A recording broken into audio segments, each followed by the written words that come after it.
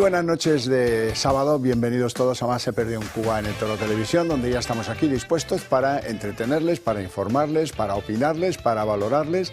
Me dijo el otro día un señor por la calle, tiene que decir usted, y para cabrearles, porque mira que nos llegan a cabrear algunos días. Bueno, pues lo siento mucho, esto es lo que hay, pero es mejor saberlo que ignorarlo, porque entonces no hay color. Les presento a nuestros invitados ya sin más demora. Doña Ana Cuartero, muy buenas noches. Muy buenas noches, Diputada Javier. de Vox en la Asamblea de Madrid. Diputada de Vox, sí señor, y además hoy vengo con la pulsera prohibida. Hoy viene con el kit completo, sí, el con Survival el kit Kit. completo para que lo vean todos nuestros Muy bien, espectadores, así me que gusta. vengo aquí a romper la pana. Muy bien. Mejor así que no esos presentadores y contertulios que llevan no sé cuántas cosas en las muñecas que parecen de exhibición, ¿verdad? Totalmente. Una cosa que me llama totalmente. mucho la atención. Don Raúl Ramírez, empresario, abogado Y muy agradecido y buenas noches. ¿cómo estamos? Pues estamos, bueno, pues como todos los españoles, cada día más sorprendidos, cada día un poquito más perdidos, ya no entendemos prácticamente muy pocas cosas y a ver si entre todos podemos buscar una luz de comprensión al entorno nacional. Don Iñaki Esquerra, muy buenas noches. Buenas noches. Intelectual, hombre interesadísimo por la política, politólogo, por supuesto, y sobre todo fundador del Foro de Hermoa, que eso siempre es un mérito, a llevar un blasón, ¿no?, como se suele decir. Bueno, yo creo que era una obligación moral viviendo en el País Vasco y mi madre me decía que mejor que no opinara. No te metas, pero claro, es que yo me dedicaba a opinar, entonces me habría arruinado, en fin, no habría valido para la profesión periodística. Bueno, y don Ricardo Ruiz de la Serna, querido amigo, abogado, a pesar de amigo, ¿eh? O sea, bueno, pero por lo menos no has dicho abogado y muy bonito. ¿Cómo era que suele decir? Y a pesar de eso, buena persona. y a pesar de todo, Sí, bueno, hace un las detalle dos- las cualitativo. las tres cosas se cumplen. Está en más su cortés caso. de lo habitual. Bueno, vamos a temas serios. Ha habido algunos que son muy serios. Van a haber imágenes de algo que algunos pensábamos que era completamente, ya no inapropiado, que no se iba a producir. Es el momento en el que Pedro Sánchez sale a las escaleras de la Moncloa a recibir a Merche Aizpurúa.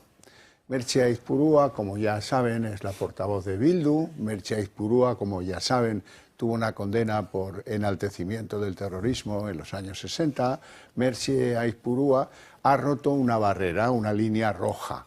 Hasta ahora los encuentros entre el partido del gobierno o el gobierno mismo con Bildu se habían llevado más o menos discretamente en el ámbito del Congreso o en el País Vasco, o entre unos y otros, con intermediarios, en fin, y salían todos con la cara muy seria, como, ay, que poco me gusta que me hagan fotos con este, ¿no? Ese careto, lo recuerdo de una que fue Lastra, Adriana Lastra, que fue una de las que inició esta ruta y ponía unas caras como de no querer estar ahí. Luego la cosa ha ido derivando en sonrisa y hoy ya es una sonrisa franca. Hombre, Merche, ¿cuánto tiempo? ¿Qué tal? ¿Cómo estás, hombre? ¿Qué me pides hoy? Tal, este tipo de cosas bastante lamentables. Lo cual nos da pie a hacer un análisis, por si alguien no lo recuerda, los ha olvidado, pronunciamientos un poco antiguos de unos y de otros, ¿verdad? Pero ¿cuál es el rosario de pecados del PSOE con Bildu? El presidente del gobierno traspasa una línea roja más. Por primera vez, una mujer condenada por terrorismo ha pisado el Palacio de la Moncloa. Invitada por Pedro Sánchez, Merche Aizpurúa, muy próxima a ETA, ha acudido a la sede de la presidencia del gobierno para hablar del gasto en defensa.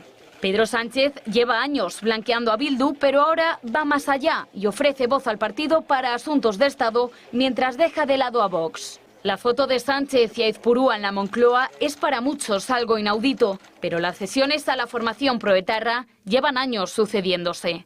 Otegi ha presumido de ello en varias ocasiones. Sánchez ha delegado la gestión de las prisiones al País Vasco, permitiendo así el acercamiento de presos etarras a cárceles de la región e incluso logró echar a la Guardia Civil de Navarra, transfiriendo a la Policía Autonómica Vasca las competencias para gestionar puertos y aeropuertos. Pero la proximidad de los socialistas con Bildu viene de mucho antes. Algunos recordarán esta imagen de la que fuera secretaria general de los socialistas vascos, Idoia Mendia, brindando con Otegi, secretario general de Bildu, que fue condenado por secuestro y varios atentados. Menos mal que existe la hemeroteca, porque Sánchez nunca iba a pactar con Bildu. Al único partido, y eso sí les anuncio que no vamos a hablar y no vamos a entablar ese diálogo, es con el partido de Bildu. Y si estoy diciendo que con Bildu no vamos a pactar, si quieres lo digo 5 veces o 20 durante la entrevista, con Bildu no vamos a pactar. Con Bildu, se lo repito, no vamos a pactar. Aquí si tienes memoria estás perdido. Iñaki Ezquerra. Sí. Bueno, vamos a ver, el mundo de Bildu tiene una contradicción, pero bueno, esa contradicción es parte de su discurso político. Por un lado, no reniega de su pasado de sangre, pero por otro lado está abrazando un tipo de ideologías pues populistas, estratosféricas, y entonces pues dentro de esa apuesta pues está el ecologismo, el animalismo, el pacifismo. Es decir, que de lo que se trata es de un lavado moral, es decir, pero a la vez combinándolo, están en la estratosfera, pero a la vez combinándolo con la reivindicación del pasado de sangre, ¿no? Porque también eso para ellos es un activo electoral. Es decir, que yo siempre digo que como claro, aquel que cuando ha estado gobernando pues, o ha estado en la política ha conseguido bienes, hacer obras públicas o en fin, iniciativas que beneficiaban a toda la comunidad, pues luego lo puede vender electoralmente. Ellos, como lo único que hicieron fue matar, pues entonces lo que venden es lo que hicieron. Pero lo que no hay que olvidar, primero, que Bildu está legalizado por una maniobra extraña que hizo en su día el Tribunal Constitucional de enmendarle la plana al Supremo. Es decir, que esto es el gran antecedente.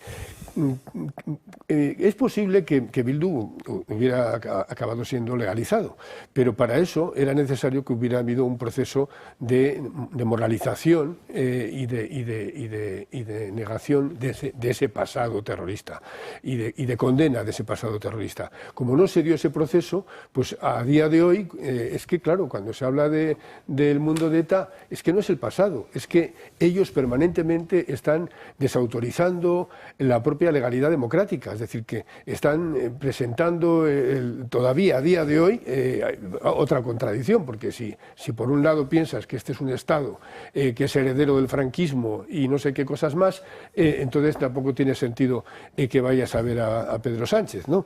Pero bueno, la contradicción está en la propia esencia de los partidos que tienen una herencia totalitaria o que la tienen populista. Entonces, bien, pues a esto asistimos, a esta vergüenza, que ya digo que el problema de este personaje que ha ido a ver a Pedro Sánchez y de todo su partido es que a día de hoy siguen sin condenar su historia de sangre. Ahora, el problema es Pedro Sánchez. Claro. Bueno, y luego está pues todas las maniobras que vienen desde el zapaterismo, es más, en ese proceso de entendimiento con el mundo de ETA, para el mundo de ETA era importante la escenificación. Y en ese sentido hay que decir que el Partido Socialista no puso ninguna pega a escenificar la vergüenza. Es decir, que era preciso y era una exigencia del mundo de ETA humillar a las víctimas.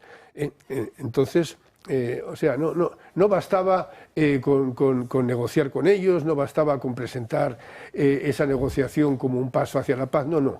Era preciso también los abrazos, claro, cuando te das cuenta de que están hablando del miedo, el Partido Socialista y Sánchez, del miedo a la extrema derecha.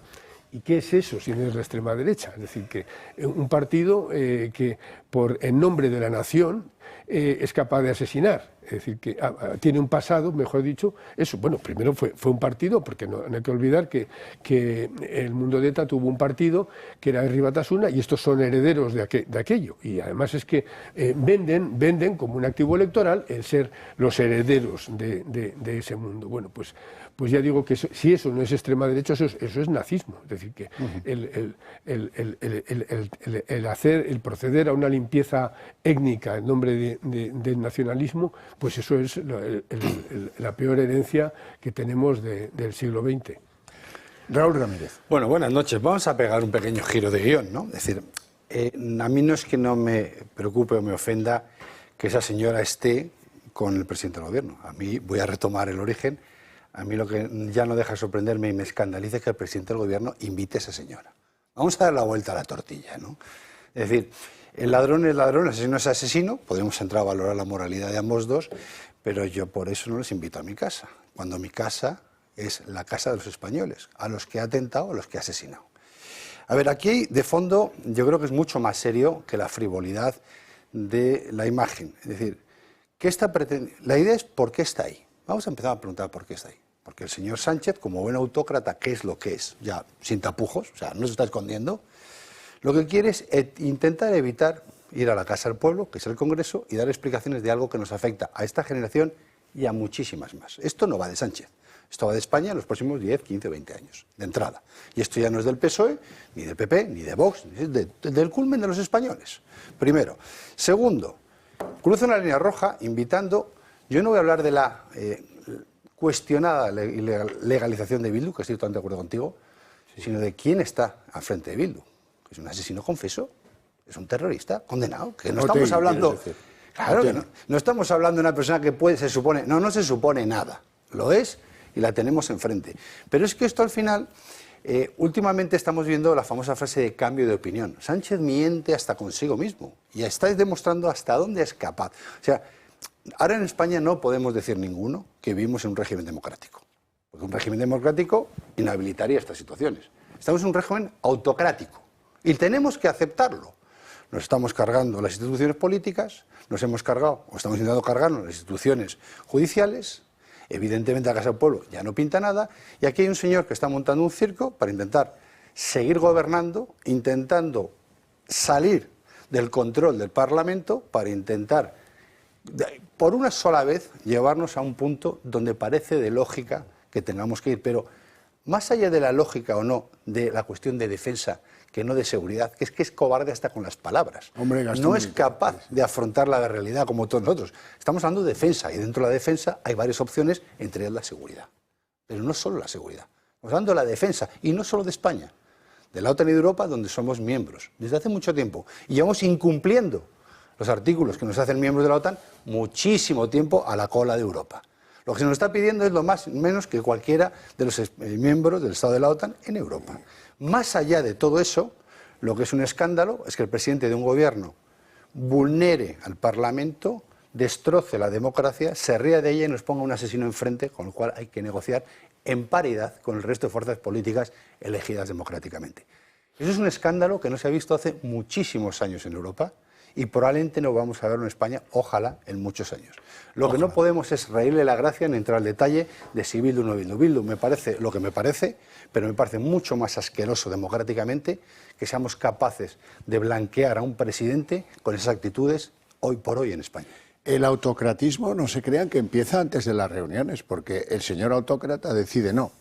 Los 3 millones de votos o más de 3 millones de votos de Vox, no me voy a reunir con ellos porque este es un asunto de Estado, pero del que yo quiera definir, del Estado que yo defino. Y la señora Aizpurúa que venga cuando quiera. Pues yo voy a intentar aportar también a este debate, estando muy de acuerdo con lo que ha dicho Raúl y con lo que ha dicho Iñaki. Efectivamente tengo que poner encima de la mesa que Vox, el único que no ha sido llamado a estas conversaciones, es el partido que ha solicitado la ilegalización de Bildu. En el año 2023, Carlos Flores llevó una iniciativa al Congreso de los Diputados en la que pedíamos la ilegalización de los partidos separatistas. Y como muy bien ha dicho Iñaki, es que la legalización de Bildu, digamos que tiene muchas aristas, tendría muchos puntos en los que sería necesario profundizar. Pero es que nos quedamos solos.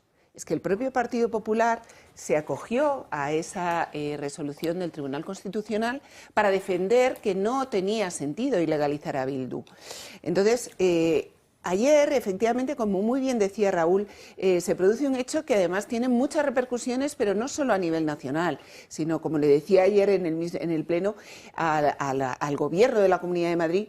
Los ecos de la reunión de ayer alcanzan el nivel internacional. Por lo tanto, lo que nosotros echamos de menos ayer es que el líder de la oposición haya acudido a sentarse en la misma silla que iba a ocupar Maite Aizpurúa unas horas después, que en vez de haber apoyado en aquel momento en el que fue el diputado del Partido Popular, Cobo, el que salió a decir que no había doctrina que apoyase la ilegalización de Bildu, el Partido Popular no se apoyase en Vox, sino que permitiese la legalización y, digamos, la normalización política que se ha producido de Bildu a partir del 23 de julio, porque quizá ellos pensaban en ese momento que iban a ganar las elecciones, pero la realidad se separó de sus expectativas y volvimos a tener a Sánchez. Este es un paso más. O sea, coyunturalmente ha coincidido, ¿no?, con ese análisis del gasto o esa necesidad de aumentar el gasto en defensa, pero se hubiera producido de igual manera esta normalización, porque no es más que el paso siguiente para continuar. Y para terminar, quiero deciros, y por eso he querido empezar también con la referencia a la pulsera. Vivimos una España ahora mismo que acepta la legalización de Bildu y que persigue a un partido político por vender pulseras en sus mesas informativas. Esa es la realidad que tenemos ahora. A mí no me llega con que ayer la señora Ayuso en la Asamblea de Madrid dijera que, hombre, que se apenaba mucho de que nosotros no hubiéramos sido llamados. No, es que nosotros, en el fondo, como dijo Santiago Abascal en un tuit que puso por la tarde, estamos encantados de no haber formado parte de ese aquelarre. Nosotros no queremos que Ayuso nos diga en la Asamblea de Madrid que se apena de que no hayamos sido llamados. Queremos que el líder de su partido, que es el que le da la orden de intentar blanquear, que él sí acudió a la Moncloa, se decida a hacer una oposición frontal y decirle a Sánchez, ni contigo ni con tus socios, pero decirlo de manera contundente y con repercusión, a ser posible, internacional, como hubiera tenido el que ayer no hubiera acudido a esa reunión. Porque estamos en un momento... Hablabas de la autocracia, es que estamos en un momento en el que hay que decirle a Sánchez o contigo o contra ti. Y cualquier circunstancia es necesario hacer muy claro, tanto para los españoles como para el resto del mundo, ese mensaje. Ricardo Ruiz de la Serna. Mira, Xavi, lo que hemos visto simboliza ese declive de las instituciones del que hemos hablado tantas veces en esta tertulia, ¿no? Porque al final, si Bildu puede ir a la sede de la presidencia del gobierno, es que la presidencia del gobierno vale tanto como Bildu.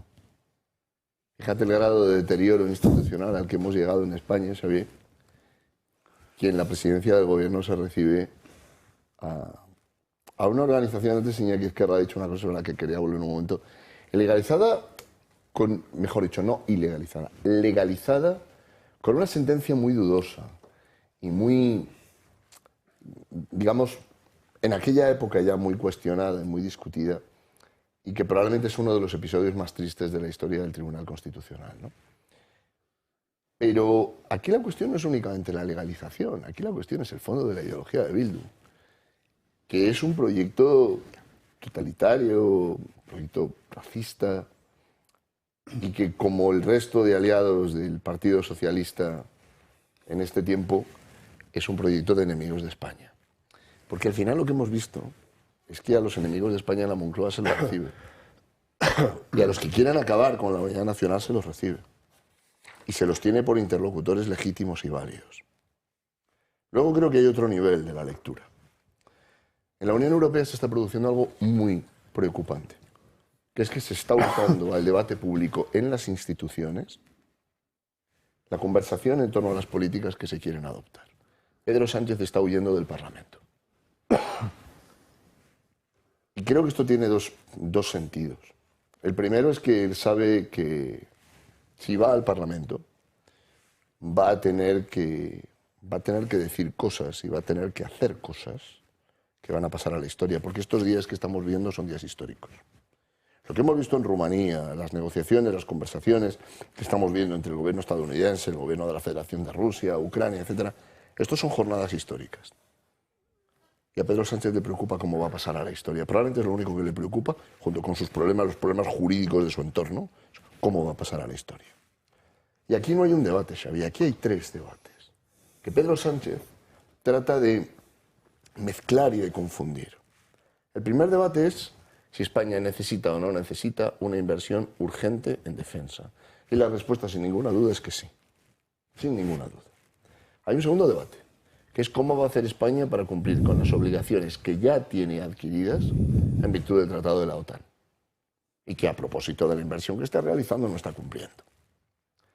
Y hay un tercer debate, que es el debate que hemos visto en el Parlamento Europeo y es el debate que Pedro Sánchez le interesa en este momento porque él está en la coyuntura, que es si cabe o no cabe una cesión de soberanía y una cesión de mando y una cesión de capacidades a una instancia ajena al propio Estado.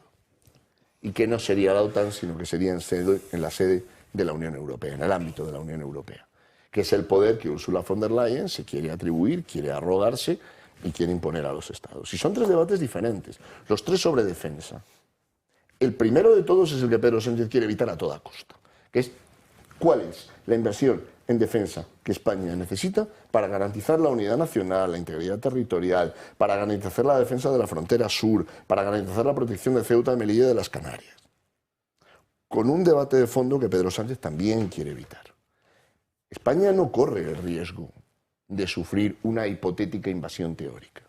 España ya sufre operaciones híbridas dentro de su propio territorio contra la unidad nacional y contra las fronteras. Pedro Sánchez quiere evitar esto a toda costa, que este debate se abra, que a la sociedad española y a la ciudadanía se le plantee que la guerra del futuro es la guerra del presente, y la guerra del presente son guerras híbridas, como lo que hemos visto en los asaltos a la valla de Melilla, como lo que vimos en el asalto de Ceuta, como lo que hemos visto en Salt, de lo que me imagino que después hablaremos. Luego, hay otra cuestión, ¿cómo va Pedro Sánchez a razonar las inversiones que España tiene que hacer? Por necesidades nacionales y por el Tratado de la OTAN. ¿Cómo las va a justificar? ¿De dónde va a sacar los fondos? Si tiene un gobierno dedicado al dispendio y dedicado al reparto de beneficios políticos y al reparto de favores en su red clientelar. Y hay una tercera cuestión, la que Pedro Sánchez sí quiere afrontar, pero no puede. Que es decirle la verdad a los españoles de lo que se pretende hacer en la Unión Europea y de lo que están tratando de hacer. Que no digo que puede estar bien ni mal, creo que este es otro debate.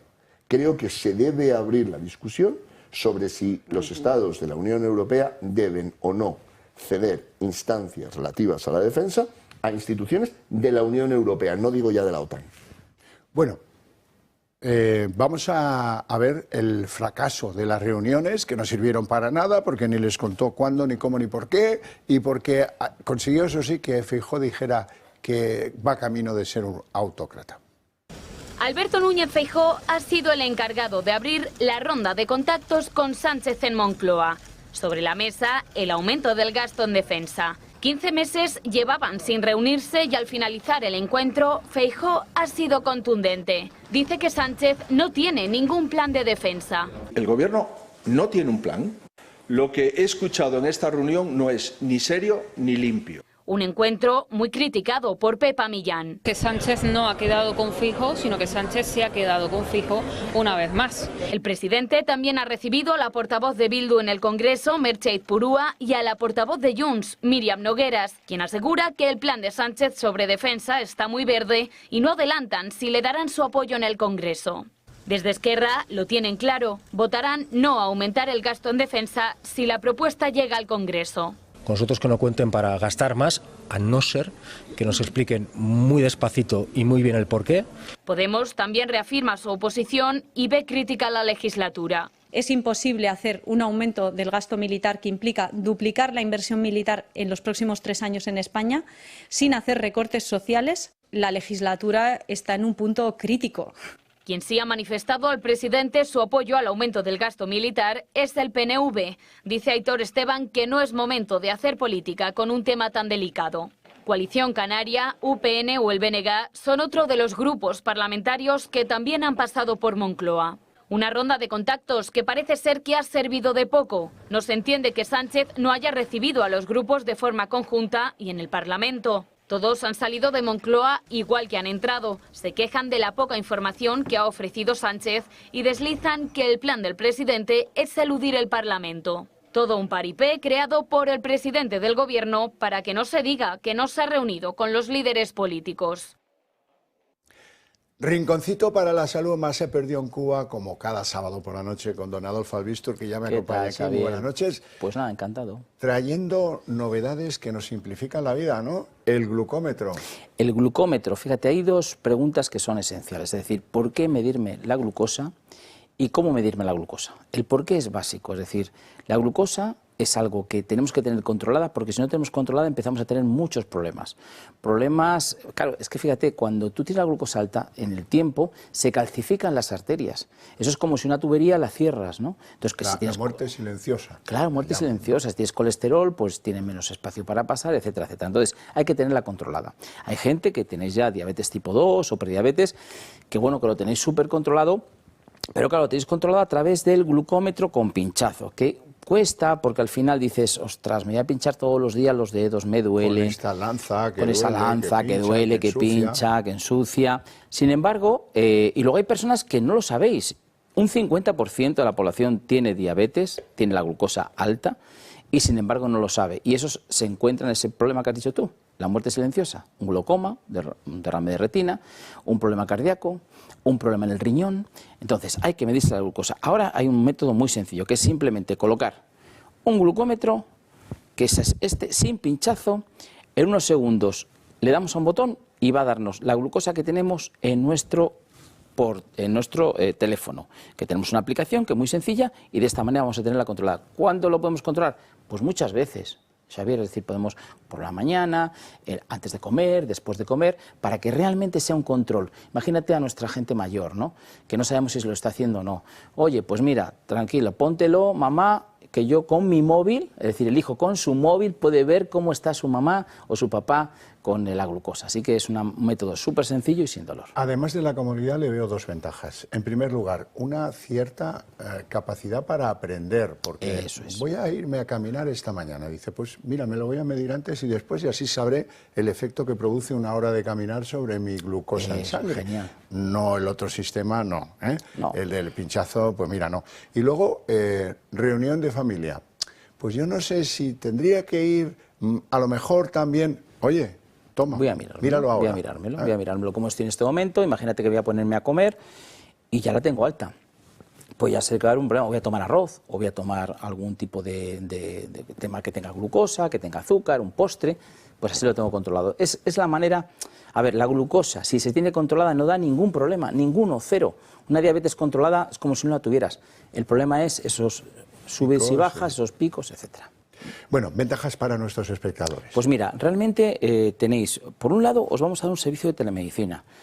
La telemedicina es algo, ¿para qué sirve? Sirve para llamadas muy puntuales, es decir, oye, específicamente, estamos en casa, bueno, pues eso es gratis para vosotros. Y luego también os regalamos este librito, que es Historia de nuestros médicos, para que lo tengáis y, oye, disfrutéis de ese programa que estamos haciendo. Que lo sujeto yo y así aquí, te alivio. Ese programa que estamos haciendo en televisión, que estamos trayendo a gente muy interesante, que nos está diciendo que os está gustando mucho.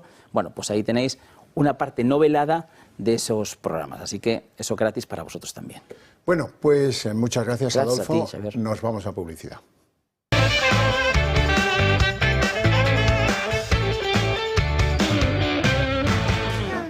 Bueno, y la verdad es que algunos lo veíamos muy claro. Este tío lo que quiere es ocultar, sustraer este debate del Congreso. Hasta ahora, mira, con estas reuniones le ha servido, en el futuro lo va a intentar. ¿Cómo va a hacer para que se apliquen más fondos a los gastos militares, tal vez incluso sin ser gastos militares?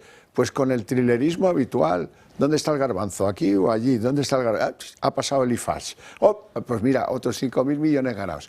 Y así nos va a volver a engañar. Es su manera de hacer, es un gran equilibrista.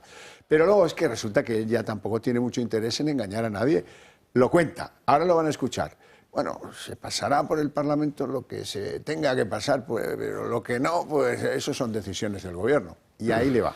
Porque este año, sin hablar de gastos militares, este año resulta que han pasado de Matute vía decreto ley más de 50.000 millones de aumento del gasto. Más de 50.000 millones, pues el año que viene pasar 60, cambias los rubros y ya tienes ahí 60.000 millones aplicados a lo que quiera, Pedro.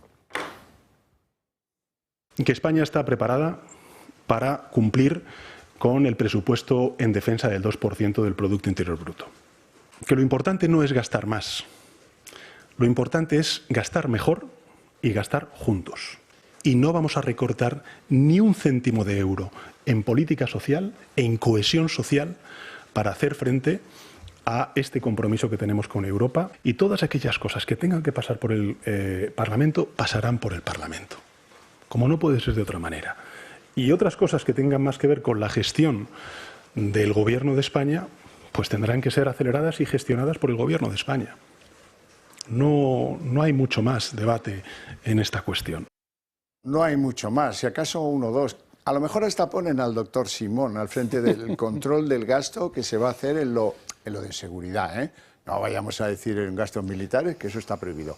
Raúl. Yo la verdad que, por eso esta noche empezó diciendo que no acabamos de sorprendernos, ¿no? Porque además es que yo, de verdad, creo que nos toman ya por una de dos. O nos han perdido el respeto, que eso lo tengo claro, o nos toman, además de perder el respeto, por idiotas. A ver, vamos a ver.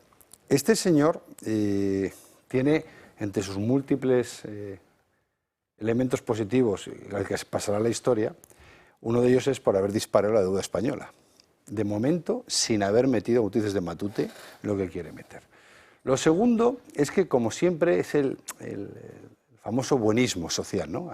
Cuando en Europa es el más atlántico del mundo y cuando está en España pues es el mejor comunista del mundo. Entonces, claro, llega un momento en que estar en dos sitios a la vez en torno a la ubicuidad, pues uno no lo tiene y es complicado mantenerse, ¿no? ¿Dónde está para mí la cuestión de fondo aquí?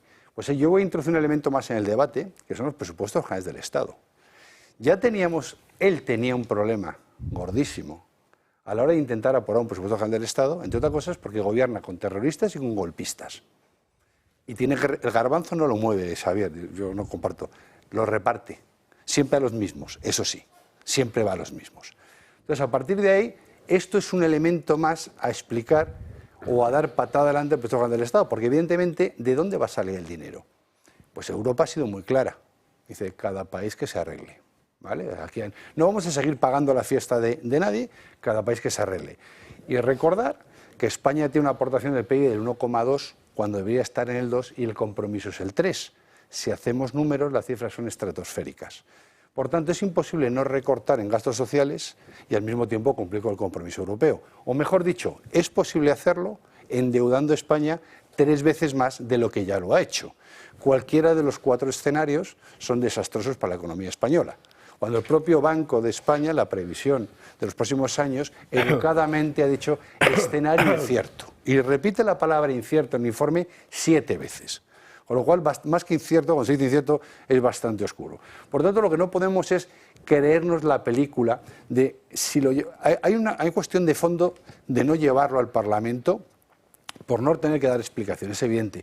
Pero es que hay una segunda más de fondo, y ahí tenía mucha razón, creo que el presidente Feijóo, que es que no sabe de dónde va a sacar el dinero o no sabe cómo explicar cómo tiene que sacar el dinero. Porque al final él sabe que es preso del chantaje y al final está en su mera supervivencia. Si él dice que necesita sacar dinero sin recortes sociales, ¿qué creéis? ¿Que Junts no va a subir la apuesta? ¿Pensáis que Bildu no ha ido a esa reunión a escuchar sino a pedir? ¿Pensáis que Ezquerra se va a quedar contento con los 18? Pues claro que no. Junts lo llegó a decir. Claro, y para Cataluña de todo esto de los gastos, claro, ¿qué estamos nos va a caer? estamos subiendo la apuesta. Por tanto, nuestro gasto interior será lo que sacamos de PIB para aportación de defensa, más los convolutos que tenemos que tener. Y hay un punto que quería decir. A mí no me parece bien, honestamente, que no haya estado invitado a Vox. Yo creo que ha sido un error estratégico.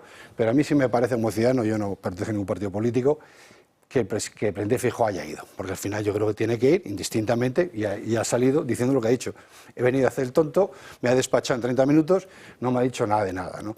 Porque ahora mismo yo creo que él se retrate con sus errores, yo no sé si él que está confundido, porque ahora como con las votaciones que ha habido con el tema de la paz en Rusia puede estar confundido con Vox, no sé si Vox está en la extrema izquierda ya, en la política o en la financiera, por qué razones se ha aliado con la vía de Putin, pero ese mundo puede haberle confundido. Como muchos españoles nos ha confundido claramente. No sabemos si está por la ideología que ha cambiado o por el personalismo financiero, no lo sabemos. Pero en cualquier caso, creo que lo que él tiene muy claro es: voy a hacer el paripé público una vez más, voy a utilizar los medios una vez más, voy a utilizar la Casa del Pueblo una vez más, sobre todo para intentar sobrevivir. Porque lo que no tiene es plan de ruta, mapa de ruta, ni ningún argumento para poder explicar nada. Sí hay un dato que es útil. Se fue a Finlandia inesperadamente a ver al primer ministro de Finlandia. para decirle, oiga, mire, yo no soy un pedigüeño de estos de los países PICS, yo vengo a pedir algo razonable para ustedes, que tienen frontera con Rusia y bien larga. ¿Qué tal si mutualizamos los gastos de este ejército europeo, de esta vuelta a las armas? Y el otro le dijo, no, machote, que no, que yo te invito a una sauna, que se lo dijo, palabra de honor. Yo te invito a una sauna, pero vas por mal camino. Esto no es lo que nos dice la Unión Europea, que lo que quiere es que de tus presupuestos pongas dinerito en la hucha para comprar tanques y cañones, sí, y drones, sí, y satélites, sí, de uso militar. Y además te digo una cosa, eso es imposible hacerlo sin recorte de gastos sociales. Y se volvió bien confundido don Pedro Sánchez. Iñaki. Sí. Y es que creo que aquí Pedro Sánchez confunde la política de defensa de la nación con la política de defensa personal. Es decir, que cuando se habla de defensa, él está pensando en sí mismo y en su gobierno. Es así. Entonces, un tema como este, que es un tema de política de Estado, es decir, que claro que tiene que escenificar un debate. ¿Pero por qué lo hace en la Moncloa? Primero, para esquivar ese debate en el Congreso, y ya ha dicho que igual no tiene por qué pasar por el Congreso, pero por otro lado, para que todas las contradicciones que tiene su gobierno y los apoyos que tiene, que son todos disparatados, para que no se escenifiquen las diferencias. Es decir, que, claro, es que esa es otra. Todo esto, para empezar, es un gobierno que más bien parece una asamblea universitaria. Es decir, que unos con el no a la guerra, otros con tal, él diciendo que sí a la defensa. Entonces, claro, para no escenificar, para que no se vea lo que le va a decir Bildu, porque claro, ¿qué le puede decir Bildu? O sea, vamos a ver que todos podemos imaginarnos lo que le preocupa a la defensa de la nación española a Bildu. Es decir, cuando se ha dedicado a atacarla, cuando viene de una ETA que se ha dedicado a atacarla. Es decir, que bueno, decía Cayetana Álvarez de Toledo, decía, no a las armas mientras sean armas para matar españoles. Entonces, eso sí les parecía bien, ¿no? Bueno, pues, claro, que esté ahí Bildu, o que él, o que un presidente de gobierno tenga la deferencia de recibir exclusivamente ahí a Bildu en la Moncloa, cuando sabe perfectamente cuál es su programa y lo que le puede preocupar la defensa de este país y de esta nación, pues es ridículo, pero claro, pero tiene el objetivo de que no se vean esas diferencias, ¿no? De que no se vea el disenso que ahí puede ver.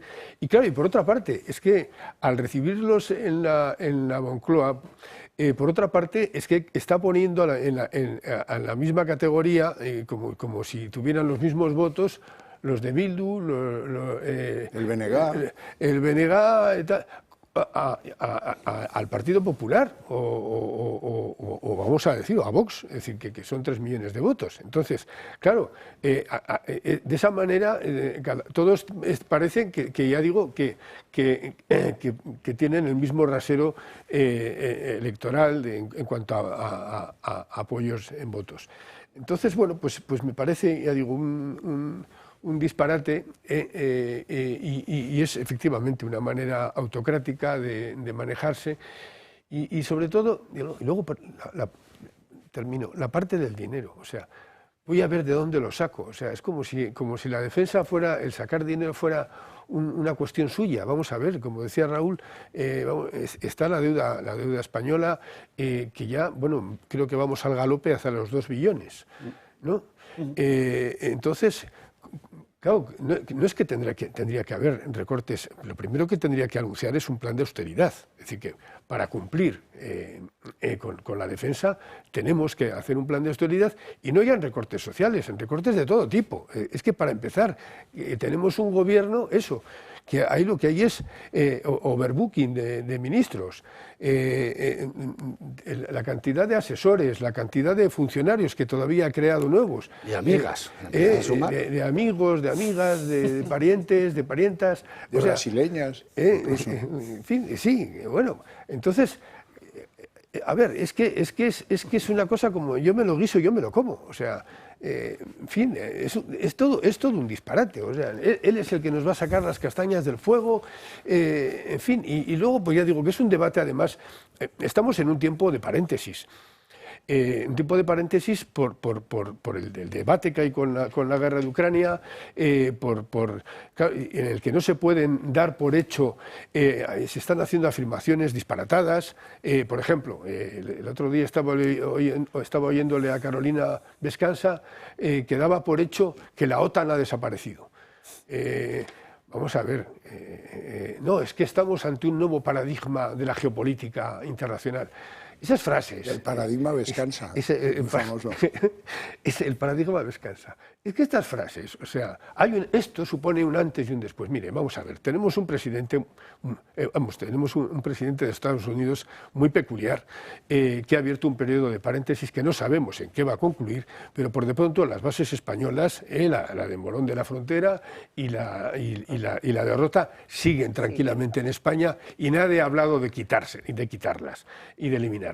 Entonces, a ver, es que es un tema de política nacional. Tenemos que, a ver, la posición de España tiene que ser recuperar el espíritu atlántico y bueno, y que no está reñido con que luego, por otra parte, Europa y las naciones europeas estén aportando también pues, un cierto capital a la defensa. Bien, todo eso está muy bien. Pero ya digo, es un tema, pero es un tema que requiere de un gran debate y claro, y sustraerlo de la Cámara Baja y que no exista ese debate. Llevar el epicentro de la política a la Moncloa es un disparate. Es que quiere hacer lo mismo que hizo con Marruecos, con el Sáhara, o sea, quiere tomar las de Villadiego y aquí yo corto el bacalao y en fin. Ricardo. Pedro Sánchez miente.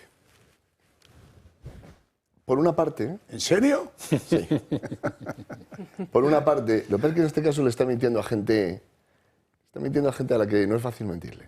Quiero decir, él está creando la impresión de que España puede contribuir en pie de igualdad con el resto de socios europeos a las necesidades de una hipotética defensa en clave de Unión Europea y de apoyo a Ucrania en clave de Unión Europea, y que al mismo tiempo puede contribuir también a las obligaciones del Tratado de la OTAN y que además también puede costear las necesidades de la defensa. Bien, lo primero que hay que decir es que las necesidades de la defensa española no son solo económicas.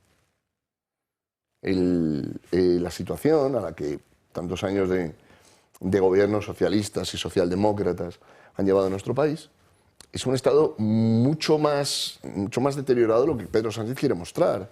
Te pongo varios ejemplos de los últimos años. Los asaltos a las vallas de Melilla, a la frontera de Ceuta, los incidentes de Salt, la cantidad de casos en los cuales España no controla su mar territorial. Por ejemplo, la actividad en aguas internacionales y también en aguas nacionales de las organizaciones dedicadas a la trata de seres humanos, traficantes de seres humanos, de personas, las mafias de la inmigración ilegal. La droga con las lanchas paseándose por la desembocadura del Guadalquivir. Claro. Esto está revelando una debilidad del Estado que no se suple solo con la compra de material militar, que es necesario, y con la inversión en material militar, que es necesario. España debe fortalecer su industria de defensa, y la actual coyuntura brinda la oportunidad a empresas españolas a las que durante décadas el gobierno español ha estigmatizado, porque se consideraba que aquello era comprar bombas y lo que tenía que hacer en lugar de comprar ese material, dedicar eso a otro tipo de gastos. Hay que abrir un debate sobre qué es lo que pasa, por una parte, con la cultura de defensa y, por otro lado, con la idea de la defensa del territorio nacional en la sociedad española. Y esto implica hablar del deber de defender a la patria, que es un tema, francamente, que no creo que Pedro Sánchez quiera tratar. Y cuando se habla de la cultura de defensa y de la inversión en defensa, las guerras no se libran únicamente con material. Las guerras se libran, por ejemplo, con moral, identidad, voluntad de victoria. Todo aquello que la sociedad española se ha visto socavado desde la década de 1970. Entonces, los debates que Pedro Sánchez tendría que abrir si pretendiese decir la verdad, cosa que ni por un momento creo que pretenda, son debates que la sociedad española necesita afrontar, pero que Pedro Sánchez quiere evitar a toda costa. Pedro Sánchez quiere presentar esto como un problema fundamentalmente de gestión del presupuesto, cuando esto es mucho más complejo. Y no solo complejo por la dificultad de las relaciones internacionales que se presentan. Hay que pensar que Estados Unidos no tiene un aliado en el Mediterráneo, tiene varios. Y en nuestra zona del Mediterráneo tiene dos con intereses enfrentados, España y Marruecos. Y hay una parte de los intereses nacionales de España que coinciden con los intereses de Marruecos y hay una parte en la que no solo son diferentes, son opuestos. Y mientras Pedro Sánchez no esté dispuesto a afrontar estos debates, lo que diga, como el resto de cosas, será mentira. Fíjate, el antimilitarismo en España, yo le pongo una fecha. Fue después de la Marcha Verde. Quizás desde aquello hasta sí, días, pero o el 23F. O el 23F. Bueno, eso lo empeoró, pero doña Ana. Bueno, hay que empezar con respecto a la actitud de Pedro Sánchez. Yo creo que no podemos dejar de recordar que en el año 2014, en una entrevista en El Mundo de la que se vanagloriaba, decía que había que acabar con el Ministerio de Defensa. O sea, es un presidente de gobierno que ha dicho públicamente, y yo todavía no recuerdo que se haya desdicho de semejante afirmación, que hay que acabar con el Ministerio de Defensa. Por lo tanto, bueno, pues cualquier conversación que emprenda ahora pues es simplemente maquillaje, simplemente una postura ante la opinión pública o ante Ursula von der Leyen. A mí me gustaría retomar el término que ha utilizado Ricardo, que me parece el más acertado, que es el de la inversión en defensa. Creo que tenemos que acostumbrar a todos los españoles a hablar de inversión en defensa y no de gasto en defensa. Y no solo porque una parte de ella realmente sea invertir en sistemas de armas o invertir en infraestructuras que nos permitan asegurar esa defensa de las fronteras, sino porque el concepto en sí de defensa es una inversión que nos posibilita un estado de bienestar en el que vivimos desde hace 40 años y que nos ha dado la mayor prosperidad, digamos, que hemos conocido los españoles. Por lo tanto, hay que cambiar, y en política es muy importante las palabras que se utilicen. Y tenemos que hablar de inversión en defensa. Y luego quería traer también encima de la mesa que precisamente cuando se habla de gasto en defensa se le da a los españoles una idea de un dinero que se va por el sumidero, ¿no? Nada más lejos. La inversión en defensa es un gran tractor de la economía. Tenemos grandes gigantes tecnológicos, tenemos Indra, a pesar, ¿no?, de que Pedro Sánchez parece empeñado en destrozar Indra. Y no solo por el tema de las elecciones y del conteo de los votos y los votos por correo que metió en la cúpula de Indra a todos sus amigos para intentar o conseguir controlar esa parte, sino porque, bueno, pues está intentando crear una especie de amalgama en Indra, metiéndose en un montón de sectores, bastante tiene con los accionistas los enfrentamientos, pero que intenta desdibujar, ¿no?, ese gran peso de defensa que ha tenido siempre. Está ahora Escribano al frente y, bueno, yo creo que Indra y Escribano han estado los dos implicados en ser el coordinador del futuro avión de combate, del FCAS. Esto en 2019 yo lo llevé a la Asamblea de Madrid y dije, oye, ¿qué estamos haciendo en la Comunidad de Madrid para prever todas las necesidades que pueda tener la industria de defensa si conseguimos liderar este proyecto? Si ponemos números, ahora mismo estamos en 19.000 millones de euros en el presupuesto de defensa. Cumplir con ese 3% sería llegar a 30.000, sería llegar a lo equivalente al presupuesto de la Comunidad de Madrid. Esa diferencia podría permitir precisamente alimentar todos estos programas, todas estas inversiones en sistemas de armas que tradicionalmente son frenadas por falta de presupuesto en defensa. Y eso cualquiera que esté en la Dirección General de Armamento y Material, en la Subsecretaría de Estado de Defensa, os lo puede decir. Es decir, tenemos ahora mismo proyectos que serían capaces de absorber toda esa inversión para llegar a ese cómputo y no estaríamos lejos de esos 10.000 millones. Pero no solo eso, sino es que además todo lo que se ha hecho en ayudas, por ejemplo, en fondo de MRR, en la competitividad, ¿por qué no va a estar la industria asociada a defensa, ser destinataria de esos programas de eficiencia energética, de esos programas de transición hacia la digitalización? Es que toda esa industria que en primer, segundo, tercer escalón está asociada a los grandes programas de inversión en armamento y material, que no son solo Indra, Navantia, Escribano, Santa Bárbara y 4 más, es que hay toda una industria textil dedicada a hacer los uniformes que tiene un gran potencial de absorción de todas esas ayudas procedentes. Y cuando estamos hablando de que lo que necesitamos son 10.000 millones y, como tú muy bien has dicho, han metido de tapadillo 50.000, estamos hablando de una cifra que si se gestiona bien, de verdad que no es necesario recortar en prestaciones sociales para conseguir orientar hacia un gasto computable en defensa y poder cumplir con ese 2%. ¿Qué es lo que falta? Voluntad política, que, vuelvo al principio de mi intervención, es la que no tiene Pedro Sánchez, que desde 2014 dice que lo que sobra es el Ministerio de Defensa. Bueno, cambiamos de tema, no mucho, pero el delirio. ¿Cómo se llega al delirio? Algunos habrán visto la película del hundimiento. Estaba Hitler en el búnker, el ejército rojo a 3 calles, y él decía a sus 4 que le quedaban allí, no, oye, que vengan los tanques, que venga el mariscal no sé qué con los aviones de la Luftwaffe y esto lo superamos. Bueno, pues un delirio parecido es el que parece sufrir María Jesús Montero. Fíjense. Si esto lo cree, es de tratamiento. Vamos, escúchenlo. Ha hecho afirmaciones aquí, presuntamente conociendo un tipo de información que, desde luego, o es información confidencial o no está accesible para el conjunto de los ciudadanos. Y usted tendrá que dar explicaciones si es verdad lo que usted dice de las citas que tiene pendientes determinadas personas, por qué lo conoce usted, por qué lo saca usted. Yo, desde luego, hoy lo que le puedo decir es que el señor Cerdán es un servidor público honesto con este país que viene desarrollando su tarea con absoluta honestidad. Y, señora Guardiola, ya está bien de la estrategia de acoso, derribo a los adversarios políticos. Todo esto viene de que esta diputada Guardiola, de apellido, del PP, dijo, bueno, y Santos Cerdán, que va a tener que ir al juzgado cualquier día de estos. No hubo más, no hubo más.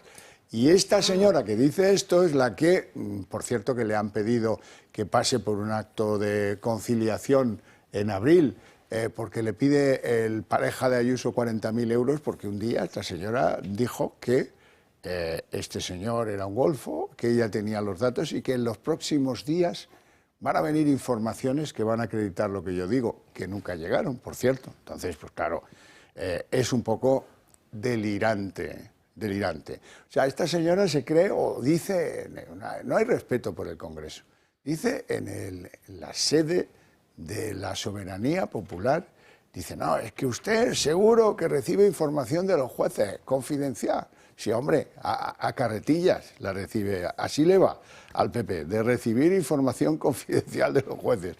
¿Será del caso de Prada o será del caso Gürtel? En fin, por favor, señora. Podemos reconducir esto hacia, pues, decir lo que hay que decir, pero no, en su caso yo le recomendaría, no ponga usted ejemplos, no sea maleducada. En fin, seguimos, porque tengo corrupción y la tengo para aburrir. Vamos con el primer asunto de corrupción. El caso Cristina Álvarez, que se pone color hormiga, se pone muy negrito porque han abierto una pieza separada para ver cómo esta señora pues, recibía contratos en la administración, en presidencia.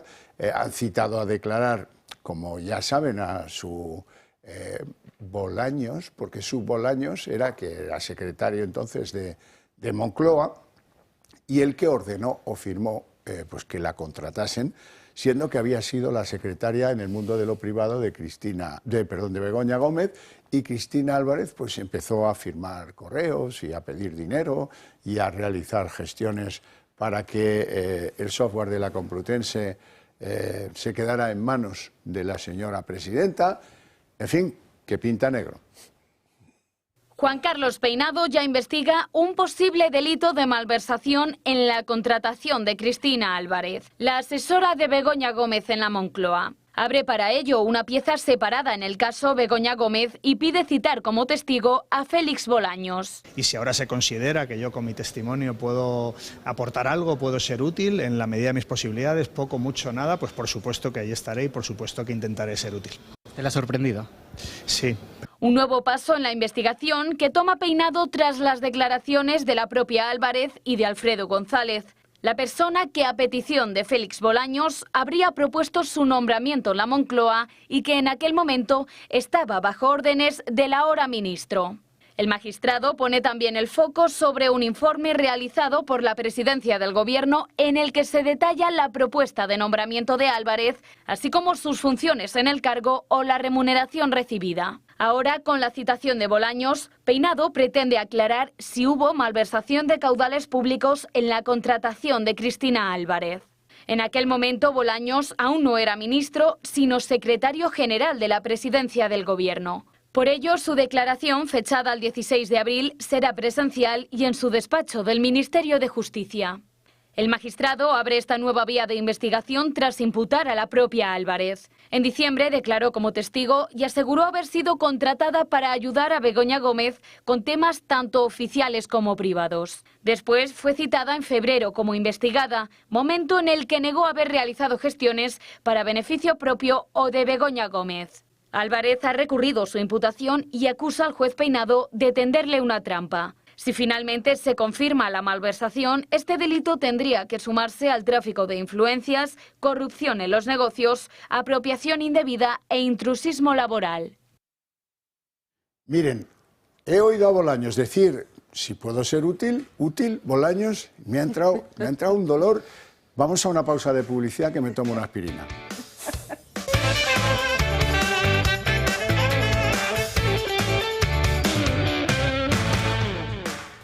Bueno, entonces, dice Bolaños que si puede ser útil.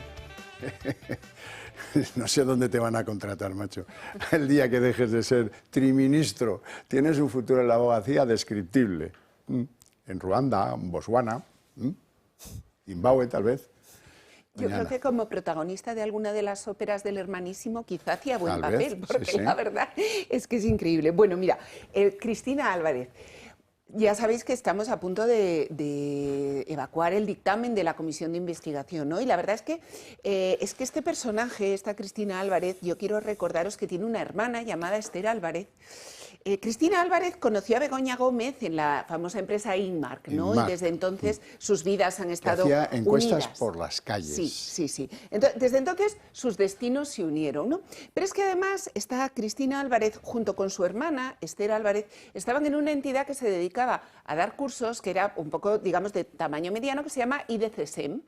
Bueno, y estas dos, como los propietarios iban a jubilarse, pensaban dejar justo cuando Pedro Sánchez llega a la Moncloa, pensaban dejarle la empresa para que la gestionaran Cristina y Esther.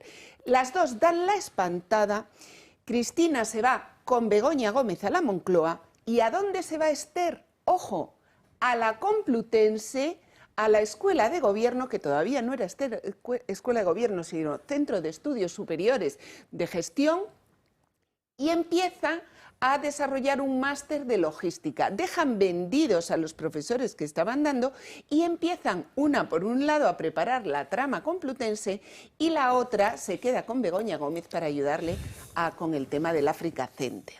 Y los caminos de ambas se vuelven a juntar en el momento en el que Begoña Gómez llega con los dos máster a la Complutense y le crean una cátedra. Esto hay que poner un poco porque, claro, la gente a veces piensa que el único, entre comillas, pecado de esta señora es que, hombre, pues era una amiga, la contrataron, quiso hacerle el favor a su amiga, yo te ayudo en lo que quieras.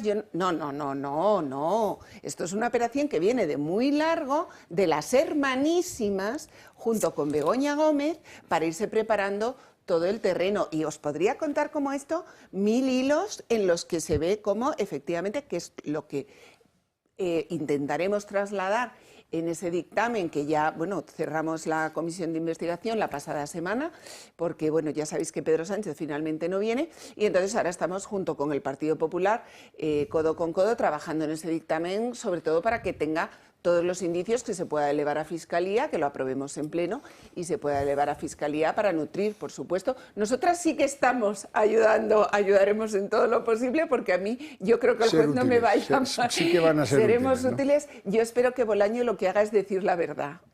Raúl.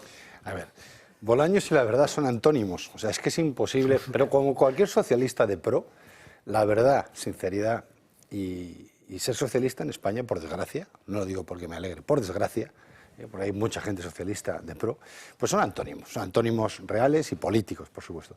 A ver, aquí, como tú decías, yo al final me he quedado con el dato que habéis hecho en la presentación o en el corto que hemos visto.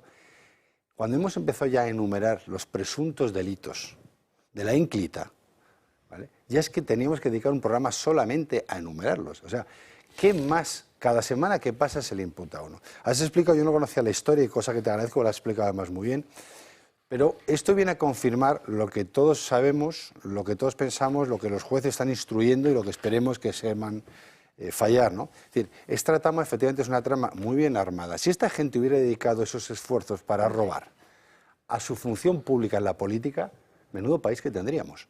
Yo les reconozco la habilidad que tienen y las horas de trabajo que han puesto y la constancia para robar. El problema es que claro, no les hemos puesto ahí para que roben, sino precisamente para que gestionen caudales públicos. Pero hay una cosa que yo de Bolaños sí me gustaría llamar la atención. Podemos pensar después de esta declaración, si lo quieres llamar de alguna manera, este tío tiene una cara de Sarmiento armado, no hormigón, o ni siquiera esto. Al final, de verdad, interpreta bien, y no lo digo peyorativamente, este es un pobre hombre. Este es un pobre hombre, y tú lo has dicho, no con estas palabras, ¿dónde se va a ver mejor? Este hombre traga con lo que tenga que tragar. O sea, una persona que le llaman a declarar, porque te han llamado, no ha sido voluntariamente, porque hay indicios racionales de criminalidad, en tu caso, y que encima digas, hombre, yo sí puedo colaborar, pues mira, te voy a coger la palabra, Bolaños. Pues claro que puedes colaborar. Di por una santa vez en tu vida la verdad. O simplemente no mientas. Me quedo con la segunda. No mientas. Veremos si ese espíritu de colaboración que tienes tú y toda la mafia que te rodea, de la que eres líder y parte, y todos los demás, a los españoles nos das un punto de confianza, porque desde luego no será por las zancadillas que le has metido al juez, la vez que ha intentado dinamitar la instrucción de este caso, con las piezas únicas y separadas, todas ellas han intentado dinamitarlas, y al mismo, lo único que estamos viendo que es pasito a pasito, esto es un poco como la Chinese Drop, ¿no? Es como una gotita de corrupción que continuamente está cayendo y cada vez el agujero es más grande. Llega un momento en que eso te causa la muerte política, que no la física, y hablo de la muerte política, que deseo que te llegue pronto y muy rápido, porque este país no puede soportar más a sinvergüenzas de este calibre. A mí, en cambio, me gustaría que fuese dolorosa y pausada, pero bueno, Iñaki. Sí, aquí es muy importante, en lo que decía Raúl, la planificación. O sea, a ver, es que esta señora está desde el minuto cero. O sea, ya en 2018... ya había un programa, primero es un programa de convertir el Estado en soporte de una trama criminal. Es decir, que ese es el proyecto es ese. Es decir, que entonces, y además, pues efectivamente, este señor Alfredo González Gómez, cuando le preguntan por cómo contrató a Cristina Álvarez, pues dice, no, es que yo recibí órdenes inmediatas de Bolaños, es decir, que había verdadero interés ya, pero al comienzo de la legislatura, al comienzo de la legislatura que sale de la moción de censura, es decir, ya desde el primer momento, en 2018. Y luego, claro, este fenómeno de que a mí me hace reflexionar lo de la planificación. Cuando te das cuenta, y salto a otro aspecto de todo este poliedro, ¿no? Cuando te das cuenta de que la persona que prácticamente tiene un papel estelar en la moción de censura a Rajoy, es Ábalos. ¿Avalone dices? Avalone.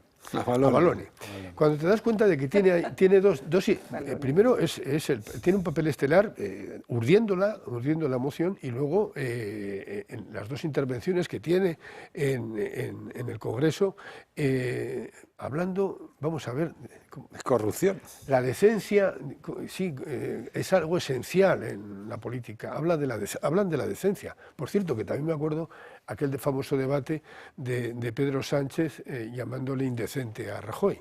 Usted es un indecente.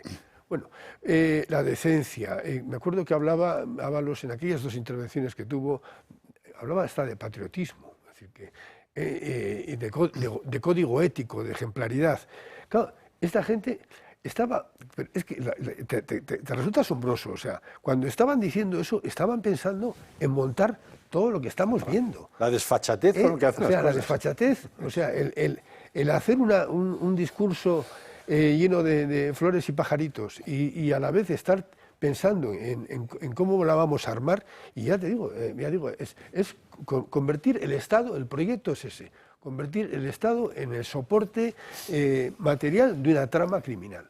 Bueno, pues realmente este hecho, este fenómeno de la planificación me deja perplejo, porque En fin, bueno, vamos a ver, como decía la frase famosa de Terencio, nada de lo humano me es ajeno. Pero yo, por decirlo así, podría entender que en un periodo de ejercicio del poder vayan llegando casos de corrupción, haya alguien que, ya digo, que está en esa situación de poder, pues no sé, se vaya mareando, ¿no? Y vaya habiendo diferentes oportunidades, en fin, puedo entender un proceso, ya digo, de corrupción, pero lo que ya me resulta más increíble es que estuviera todo planeado desde el principio, es decir, que a Cristina Álvarez hay que ponerla desde este momento. En fin, ¿Y tú crees, Iñaki, el asalto al tren de Glasgow no fue una cosa improvisada, casual? Esto requiere... Claro. Esto, a ti que te gustan los títulos con prosapia, esto es el Estado entendido como la flor de mis caprichos. Y un matiz, solamente un matiz. Ricardo, tú ves un matiz muy breve. ¿Y tú te crees que ahora, por eso hay que sacarlo rápido aquí, ¿qué te crees que la teoría armamentística no están pensando cómo trincar? Claro, ese pastel es 3 veces lo que han cogido. Entonces ahora mismo el riesgo que tenemos, que Sánchez no está pensando en Europa ni en él mismo, le está pensando cómo va a meter mano a la caja de esa tarta de inversión en defensa que se va a poner morado, como lo hizo Bono y como hicieron los pretéritos. Coldo, venga, coge el teléfono. Don Ricardo. Hay una sombra que gravita no solo sobre el presidente del gobierno, sino sobre su entorno desde el inicio, desde el comienzo. Y aquí es verdad, como decía Iñaki, que uno lo puede ver con la perspectiva del historiador y pensar, bueno, todo se termina deteriorando y en un gobierno pueden aparecer casos de corrupción, pero este caso es algo diferente, porque Pedro Sánchez entra ya en unas circunstancias muy dudosas, entra por una moción de censura, se mantiene en circunstancias muy dudosas, porque se mantiene entregándose a los enemigos de España. Con lo cual, no podemos pensar, entró en loor de multitudes y la cosa se fue estropeando. Es inevitable pensar que no solamente que había una planificación, sino que esta es la verdadera finalidad de mantenerse en el poder. Este es el sentido. Mientras la posición en la que está le permita, por una parte, ejercer o acceder a posibilidades y, por otro lado, tratar de propiciarse la impunidad. Hay que pensar el escándalo del fiscal general del Estado, borrando mensajes como si se tratase de bueno, me iba a decir de un niño, pero menos mal que has intervenido, porque lo mismo de aquí salimos esposados, ¿no? Pero, y te toca hacer una intervención en comisaría encima. Pero es muy difícil no pensar, Xavier, que este es el sentido de mantenerse en el poder. A veces solemos revestir a Pedro Sánchez de este glamour, ¿no? De pensar, no, en realidad él está por el poder, por el poder. Creo que si España estuviese en una situación de crisis económica y no hubiese las posibilidades que se le brindan ahora, como las que se le brindaron en el pasado con las mascarillas, yo estoy seguro de que él fuera a tener tanto interés. Es verdad que el tema de la historia sí le preocupa, ¿no? ¿Cómo va a pasar a la historia? Sí tiene esta visión un poco megalomaníaca, ¿no? De verse a sí mismo. Pero creo que al final lo que sucede con su entorno es muy elocuente. Las personas de su máxima confianza son las que están ahora investigadas y en algunos casos con acusaciones sobre sí muy graves. Es muy difícil creer que esto no se sabía desde el comienzo. El equipo de confianza con el que él se va en un coche cuando lo echan del PSOE son Koldo, Ábalos y Santos Cerdán. Este es su equipo de confianza. Claro. Entonces, claro, lo podemos ver con un punto dramático, ¿no? De decir, Pedro Sánchez acosado por personas que le han traicionado. Me resulta difícil creerlo. Pero fíjate, esto lo cuenta Hollywood maravillosamente bien. Los irlandeses echan a los italianos de la ciudad de Boston, ¿no? Moción de censura. Y automáticamente hay una reunión en un sitio que no conocemos en la que se dice, tú las lavanderías, tú los billares, tú las putas y tú la droga. ¿Estamos? Hala, venga, ahora volvemos nosotros. Ya está. En fin, ¿Usted quería añadir algo? Yo solo quería recordar, porque ha hablado Iñaki de esa sesión en la que se defendió y la que Ábalos defendió esa moción de censura, cuando desalojan a Rajoy del gobierno y gana Pedro Sánchez. ¿Quiénes estaban en la tribuna? Estaba Begoña, a un lado estaba David Azagra y al otro lado estaba Cristina Álvarez. Es decir, aquí los personajes están todos desde el principio. Y luego quería recordaros también que cuando después de haber sido expulsado de la Secretaría General, Pedro Sánchez vuelve al Congreso de los Diputados, ¿quién fue su soporte? Porque lo metieron en la Comisión de Medio Ambiente y él dijo, pero yo de esto no sé nada. Y le dijeron, bueno, hay una chica que se llama Teresa Rivera, que te puede ayudar mucho. Y Teresa Rivera la semana pasada aprobó como comisaria de la Unión Europea la obligación de que todas las empresas pasen esa auditoría TSC. Está todo pensado desde el principio. Está todo averiguado. Bueno, prueba de lo que dice Iñaki.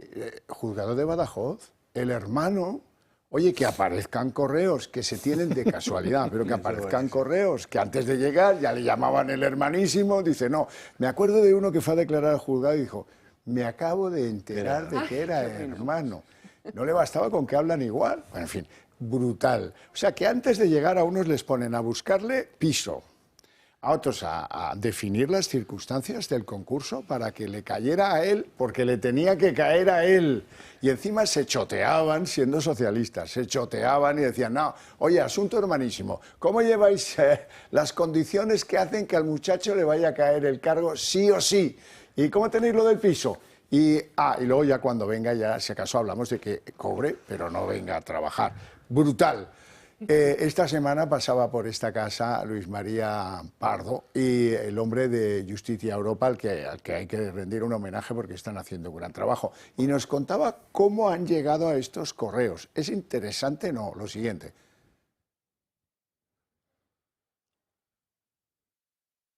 En la declaración que hay de una de las personas que está involucradas como testigo, ¿no?, en uno de los conservatorios, que es la señora Yolanda, ella en sus declaraciones, ¿no?, que son públicas, notorias, han salido en los medios de comunicación, le viene a decir, bueno, que le han borrado los correos. Que le han borrado los correos corporativos no están. Entonces la jueza, donde además estuvimos aquí con usted ese día, diciendo, bueno, pues las dificultades que entrañaba este procedimiento, porque el tráfico de influencias y la prevaricación es difícil de acreditar, pero yo creo que la jueza cuando escuchó eso dijo, bueno, pero es que ella también dijo que los tenía en el correo privado, y ahí se le encendió la luz. Y yo creo que les pilló con el carrito de los helados, porque habían hecho una estrategia que era buena para intentar absolver al hermanísimo, pero falló una de las personas, que fue Yolanda, y Yolanda reconoció que al parecer tenía o encartaba con los emails privados. ¿Y qué hizo la jueza, la magistrada? Pidamos los emails privados. Claro, cuando la UCO ha investigado los emails privados, ha saltado absolutamente todo. Raúl Ramírez. Es que lo hemos dicho creo que muchas veces en este programa, ¿no? Qué importante es el que le citen a declarar aquí a todo el mundo. Porque, y sobre todo es curioso porque hay gente que está acostumbrada a hablar en público, pero no es lo mismo hablar en público que hablar delante de un juez. Y no mucho menos ser o estar respondiendo a preguntas que te hace un juez, ¿no? Yo creo que en este caso yo tenía, y lo dije hace unas cuantas semanas cuando saltó el caso de Azagra en este mismo programa, muy buenas referencias de la jueza que está dando la instrucción, ¿vale? Ideológicamente no está ni en un lado ni en otro, con lo cual no pueden unos u otros echar mano de nada, y por otro lado es una mujer tremendamente incisiva y sobre todo es muy meticulosa en las instrucciones. No hay más que escuchar los interrogatorios para darse cuenta de cómo preguntaba, ¿no? Evidentemente, cuando tú no estás acostumbrado, cuando vives en el mundo del poder absoluto, donde nadie cuestiona tus planteamientos, pues no tienes esa técnica de defensa, ¿no? Además de tener en su caso mala asesoría legal. Pero hay un tema que es, ¿cuántos juicios tendrán que abrirse ahora en España por perjuicio, por perjurio o falso testimonio? Es que han mentido todos los testigos que han ido citados. No hay un solo testigo en estos casos, de todos los que hemos viendo en los últimos 5 o 6 meses, que haya dicho la verdad. Pero no solamente es que es cuestionable, es que se ha demostrado que han cometido un delito delante del juez en su galería de testigos que no pueden decir más que la verdad y han mentido y se ha demostrado. Ya, el proceso continuo, cuando se acabe esto, se derivan responsabilidades. Nunca se derivan responsabilidades o intentamos disparar, digamos, al pato más grande. Yo lo que creo que en este caso, a ver, el caso de David, yo creo que solamente escuchándole a él, ya ves que es un tipo culpable. O sea, primero, por la incapacidad natural que tiene para ostentar ningún cargo. O sea, le cuesta hablar, le cuesta hilar. O sea, se ve claramente en esa familia quién es el hermano que puede idear algo, aunque nunca para el bien, por desgracia, siempre para el mal. El violín es su figura. Y luego tenemos el otro pues con otras habilidades por descubrir, pero no evidentemente las habilidades claras que se le presumen al director de un área, ¿no? Eso sí, como dicen en mi tierra, y perdonar porque es una hora nocturna, joder con los tontos. O sea, es decir, para estas cosas no, pero para no tributar, para pues tener una paraja, el más tonto hace relojes. Por eso mismo. Entonces, al final, este hombre yo creo que tiene ya muy encarrilado, este sí que lo tiene ya negro, ahora y con estas pruebas yo creo que verde y con asas o blanco y en botella, yo creo que no está claro, pero a mí lo que me sigue escandalizando es que esto no haya sido ya motivo para que en un país como España tengamos a un presidente de gobierno que por decencia torera dimita. Pero ni siquiera el hecho de que le vayan a condenar, es decir, ya no es que estés en el precipicio, es que estás saltando con lo del precipicio, pero ojo, tú has hablado del coche famoso que hizo la ruta, que habrá que ver qué ruta hizo, si es que fue de ruta por los pueblos a dar speech o fue a otras cosas, porque los que iban en ese coche tienen unos vicios que ahora se han demostrado, no sé si sanos o no, pero no muy morales. Pero dicho todo esto, lo que tendremos que ver es dónde quieren acabar con esta historia. Porque evidentemente es un caso menor para el señor Sánchez, es uno suma y sigue del señor Sánchez, y esto vuelve a confirmar, Iñaki, lo que hemos hablado ahora. Todo tiene una razón de ser mucho antes de que el señor accediera ni siquiera a la presidencia del partido. Él es como es, él ha sido coherente consigo mismo, es lo que es, y ha utilizado las instituciones y ahora el gobierno para seguir siendo lo que ha sido toda la vida. No lo califico para que no me procese. Bueno, títulos de película, yo estoy muy peliculero. Testigo de cargo, no, testigos de charanga. Charanga. Aquí, camino de perdición, no, camino de corrupción. Total. Y además premeditada. Sí, sí, bueno, yo lo que quería resaltar es el paralelismo, ¿no?, con el tema de los datos borrados del teléfono del fiscal, ¿no? Es decir, si la jueza en Badajoz, simplemente tirando de los correos personales, implican ya esa evidencia, ¿no?, de que este señor tenía adjudicada la plaza antes de llegar, que no se va a encontrar en el momento en el que, como han dicho Google y Telefónica, que por supuesto conservan los mensajes del fiscal general, por mucho que Sánchez Acera, cuando ha declarado en el juzgado, haya dicho que no se acuerda quién le envió la información del novio la persona que convive, o la pareja de Ayuso, imaginaros lo que va a salir, ¿no? O sea, imaginaros, porque la realidad es que es verdad que es gente con talento, pero cometen una torpeza, y es pensar que pueden controlar la información que está en las redes, y eso es absolutamente incontrolable. Tardaremos un poco más o tardaremos un poco menos. Yo espero que los jueces sean igual de pertinaces que la jueza de Badajoz, que de verdad que es un ejemplo, y lleguemos a todo lo que se ha borrado del teléfono del fiscal. En el mundo del derecho penal y de las técnicas policiales y tal, se suele siempre elucubrar o especular con cuál sería el crimen perfecto. Bueno, pues una de las cosas en las que se suele coincidir es que el crimen perfecto o una de sus características sería que solo lo cometiera una persona. En la medida en la que en cualquier estructura delincuencial, paradelincuencial, de AMPA, lo que quieras, tú has mencionado un montón de negocios, la explotación de la prostitución, la explotación de distintos negocios. La droga, tal. A medida que va entrando gente, los riesgos de que todos salten por los aires se multiplican. Porque se pueden cometer errores en las declaraciones y puedes decir algo de lo que te arrepientas, por ejemplo. Porque la destrucción resulta incompleta porque en algún punto del proceso se conserva una copia de aquello que se quería destruir.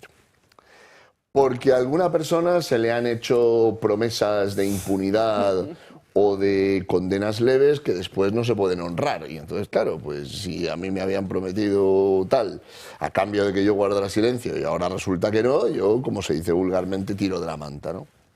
Pero creo que además de esto hay otro problema más estructural.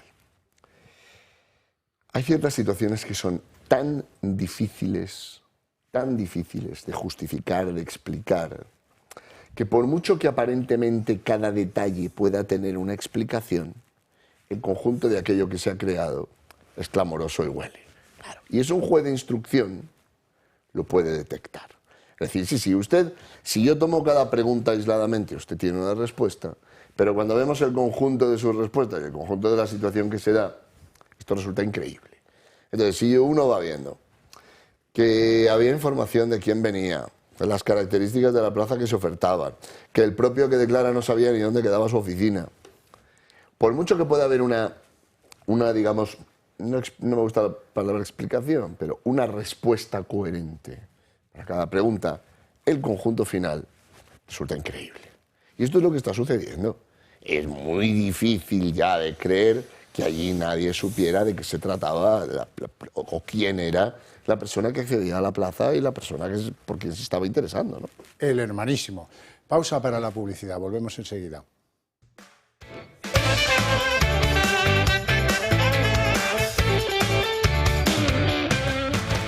Badajoz.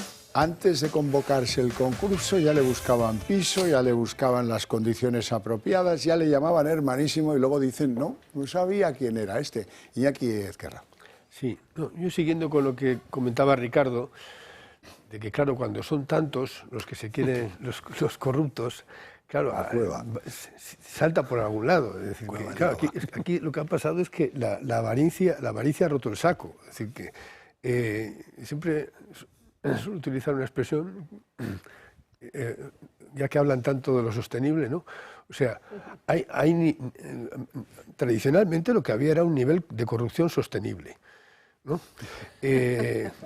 Pero hay un momento en que, claro, es que ellos que están este gobierno que tanto insiste en la sostenibilidad, es que lo que han hecho es insostenible. Es decir, que el problema es ese, cuando son tantos y luego dejando huellas. La familia estaba bien sostenida, ¿eh? Sí, pero dejando huellas por todas partes, porque además tantos y tan ignorantes, porque encima es que te das cuenta de que son pretecnológicos, es decir, que no saben que en un WhatsApp o en un correo electrónico quedan huellas que se pueden, o sea, estamos en una época en la que nada puede quedar impune si realmente se siguen unas pistas, porque en la tecnología todo deja huella.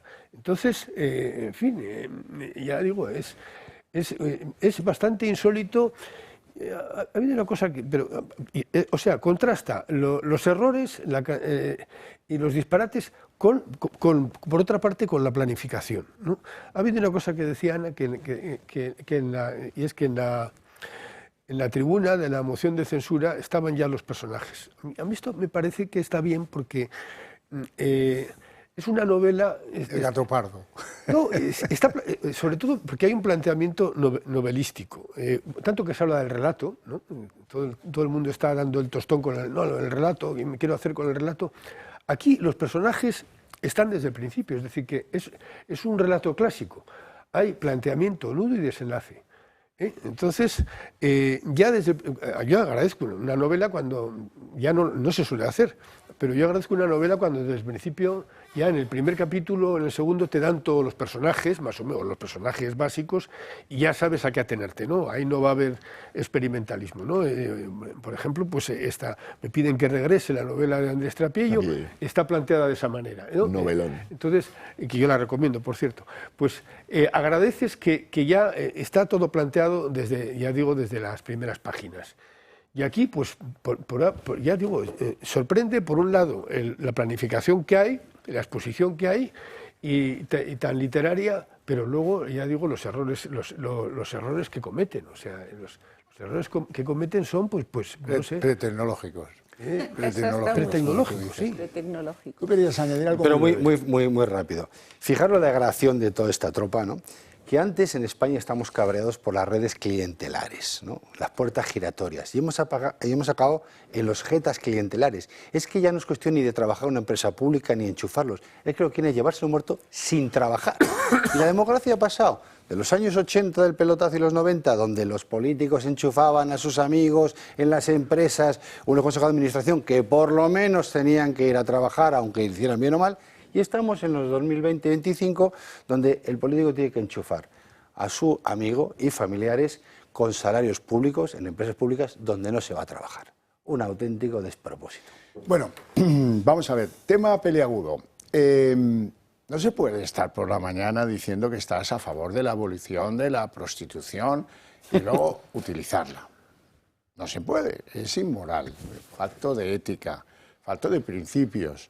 Pero bueno, uno, esa conciencia de querer perdonar al que no tiene más remedio para hacer según qué cosas, naces con la cara de Ábalos o de Koldo o de Santos Cerdán, pues estoy dispuesto a replantearme algunas cosas. Ahora bien, hay una sanción definitiva cuando cosificas a la mujer y te montas un plantel de 6 brasileñas que parecen los 5 magníficos del Zaragoza con la Petra y Villa, para agasajar, por ser educados, a los contratistas del ministerio. Esto es ya, penalti y expulsión. No he oído a una sola feminista en España decir que esto debe ser investigado y que esto es indigno de un partido que dice ser abolicionista de la prostitución. Efectivamente, yo creo que nos falta no solo el pronunciamiento de verdad, sino la dimisión. La dimisión de todas las feministas del Partido Socialista, una vez que se han enterado de esto, es imprescindible, porque no lo sabía nadie. Es que vamos otra vez a lo mismo. Esto, si Ábalos tenía un equipo de 6 prostitutas para agasajar a aquellos que eran licitadores de los contratos públicos, estoy segura de que alguien lo sabía. Estas cosas se saben. Estaban en el mismo catálogo que Jessica. Exactamente. Rodríguez. Entonces, todas aquellas diputadas, ministras del Partido Socialista que han convivido con esta situación, tienen que dimitir. Tienen que dimitir, porque yo creo que muchas españolas estamos cansadas de haber llevado una vida ya en la que, por mi generación, he ido al mismo colegio que mis hermanos, he estudiado lo mismo que mis hermanos varones, quiero decir, he trabajado exactamente igual, me he titulado en una universidad en la que el mayor porcentaje eran hombres y como poníamos el número en vez del nombre en los exámenes, nadie sabía si corregía mi examen o corregía el examen de uno de mis compañeros. Me he casado con un compañero mío, hemos ejercido los dos nuestra profesión en igualdad de condiciones, nos hemos apañado por los 4 hijos que tenemos y mi marido ha dado tantos biberones como yo o más, es decir, y estas señoras que tienen compañeros de partido que efectivamente ya no es, digamos, la concupiscencia de la carne. O sea, no es un señor que es que le puede y se paga sus... No. Es que hace un acto positivo de decir, no, es que yo esto lo pago para agasajar a... O sea, es que vamos en un paso más. Lo pagamos nosotros.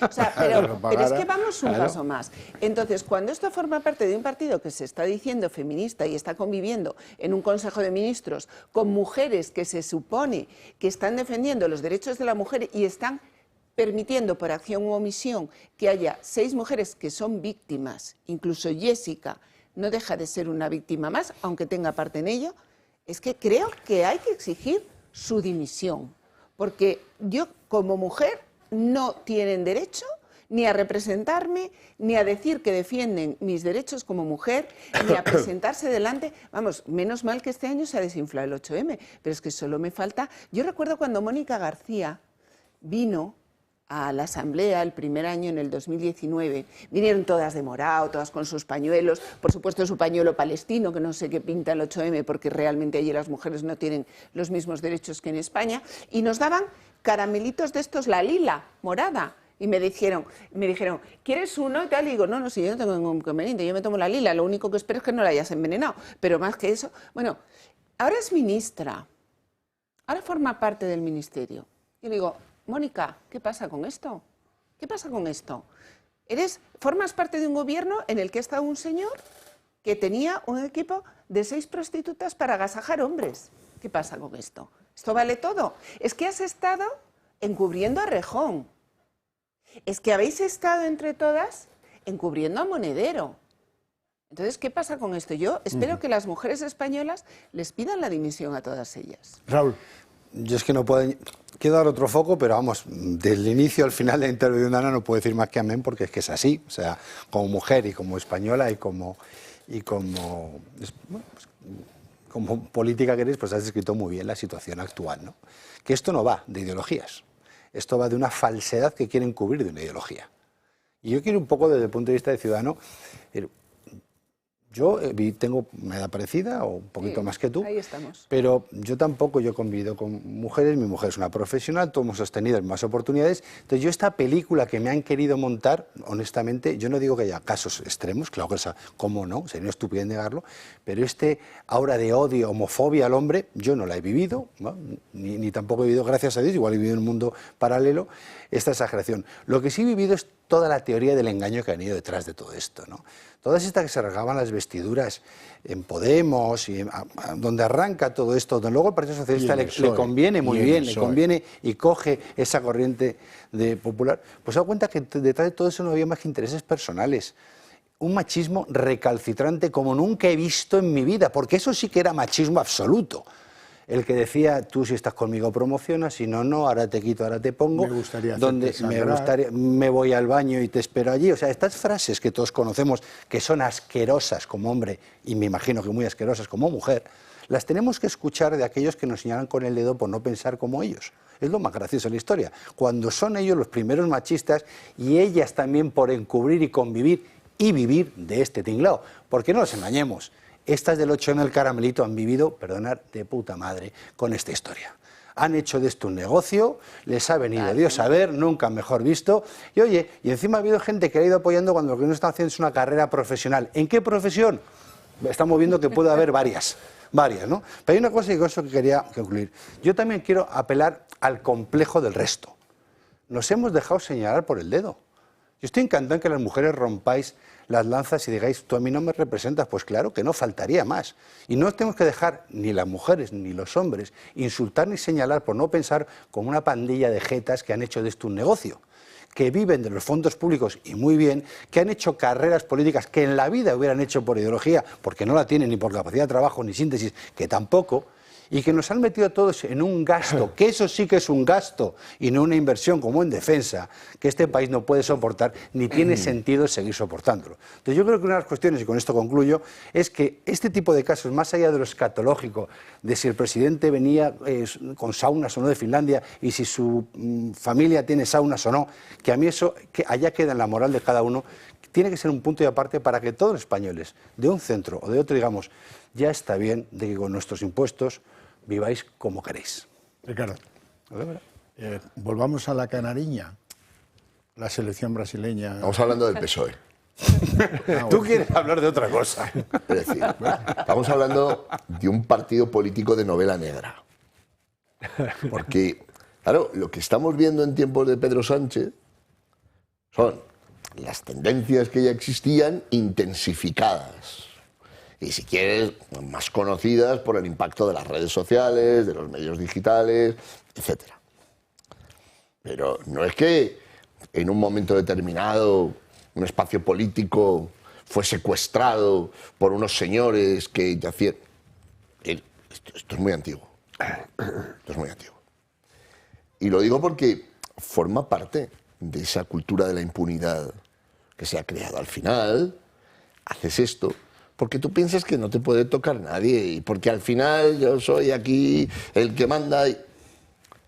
Esto dice mucho de una formación política o de unos determinados políticos, pero también dice mucho de nuestra sociedad.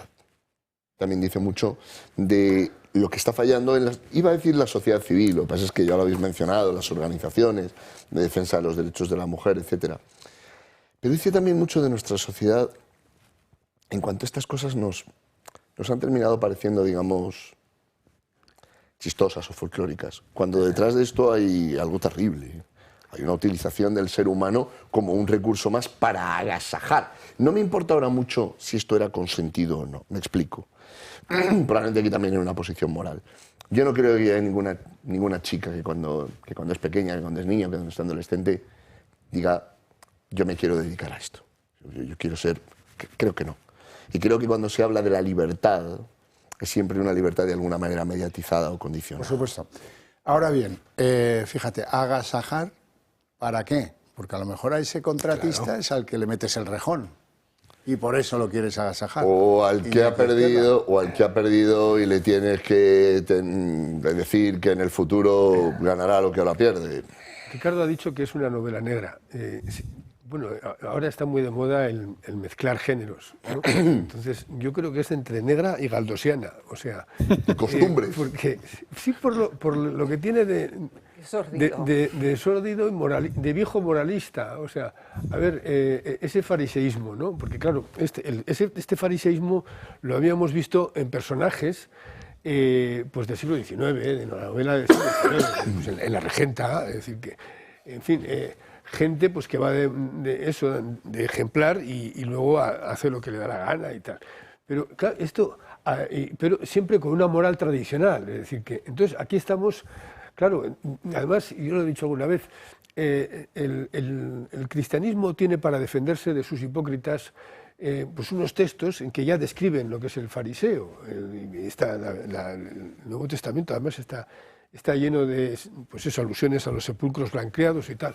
Pero la izquierda, como es nueva en ese sentido, es decir, que bueno, pues no tiene en su propia cultura la denuncia del hipócrita, ¿no?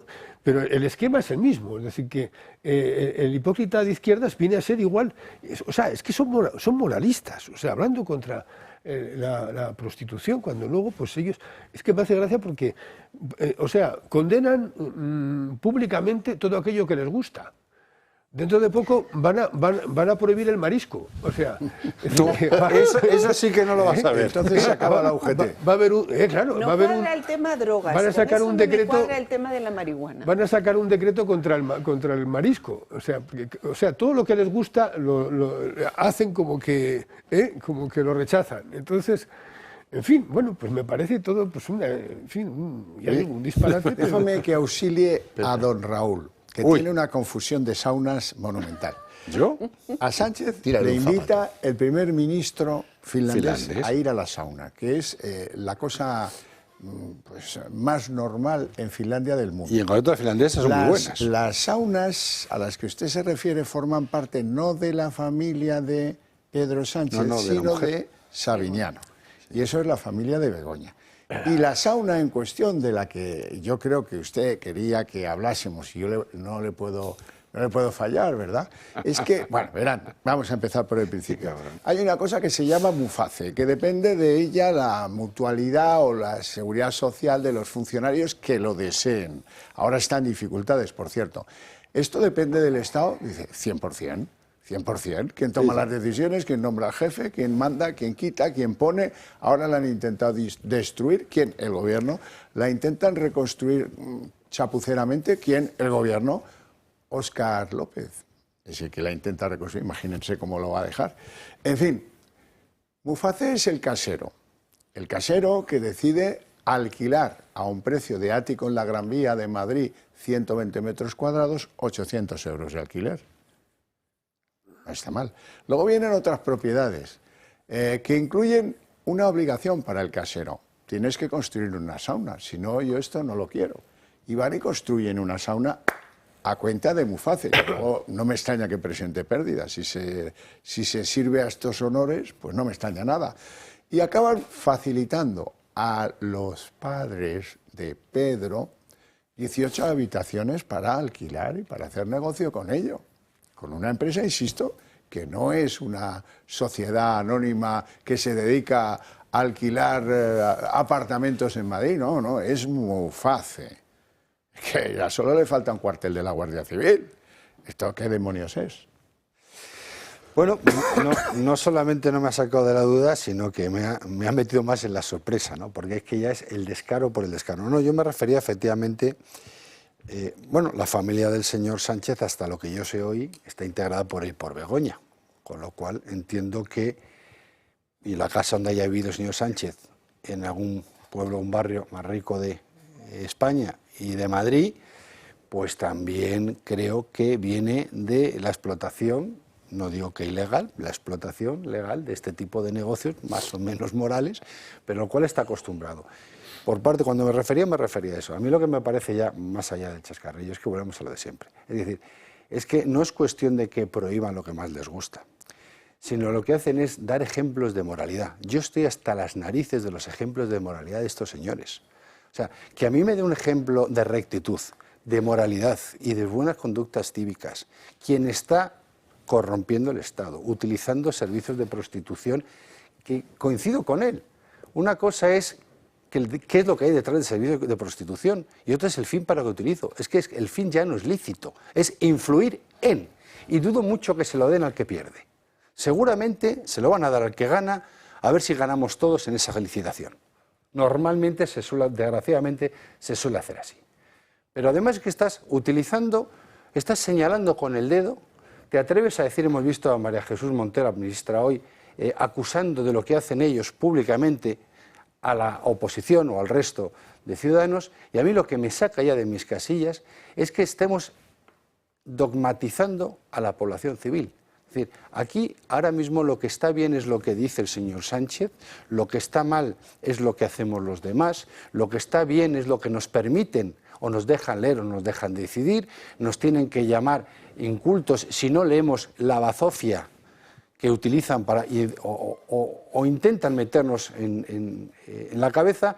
No tenemos libertad para educar a nuestros hijos, cada vez están haciendo una presión sobre todo contra los centros concertados donde quieren destruirlos porque es para ellos una barrera cultural y es una garantía para el resto de los ciudadanos de que nuestros hijos se pueden educar en libertad, que eso que parece una tontería en España es un privilegio. Poder educar a tu hijo hoy es un privilegio.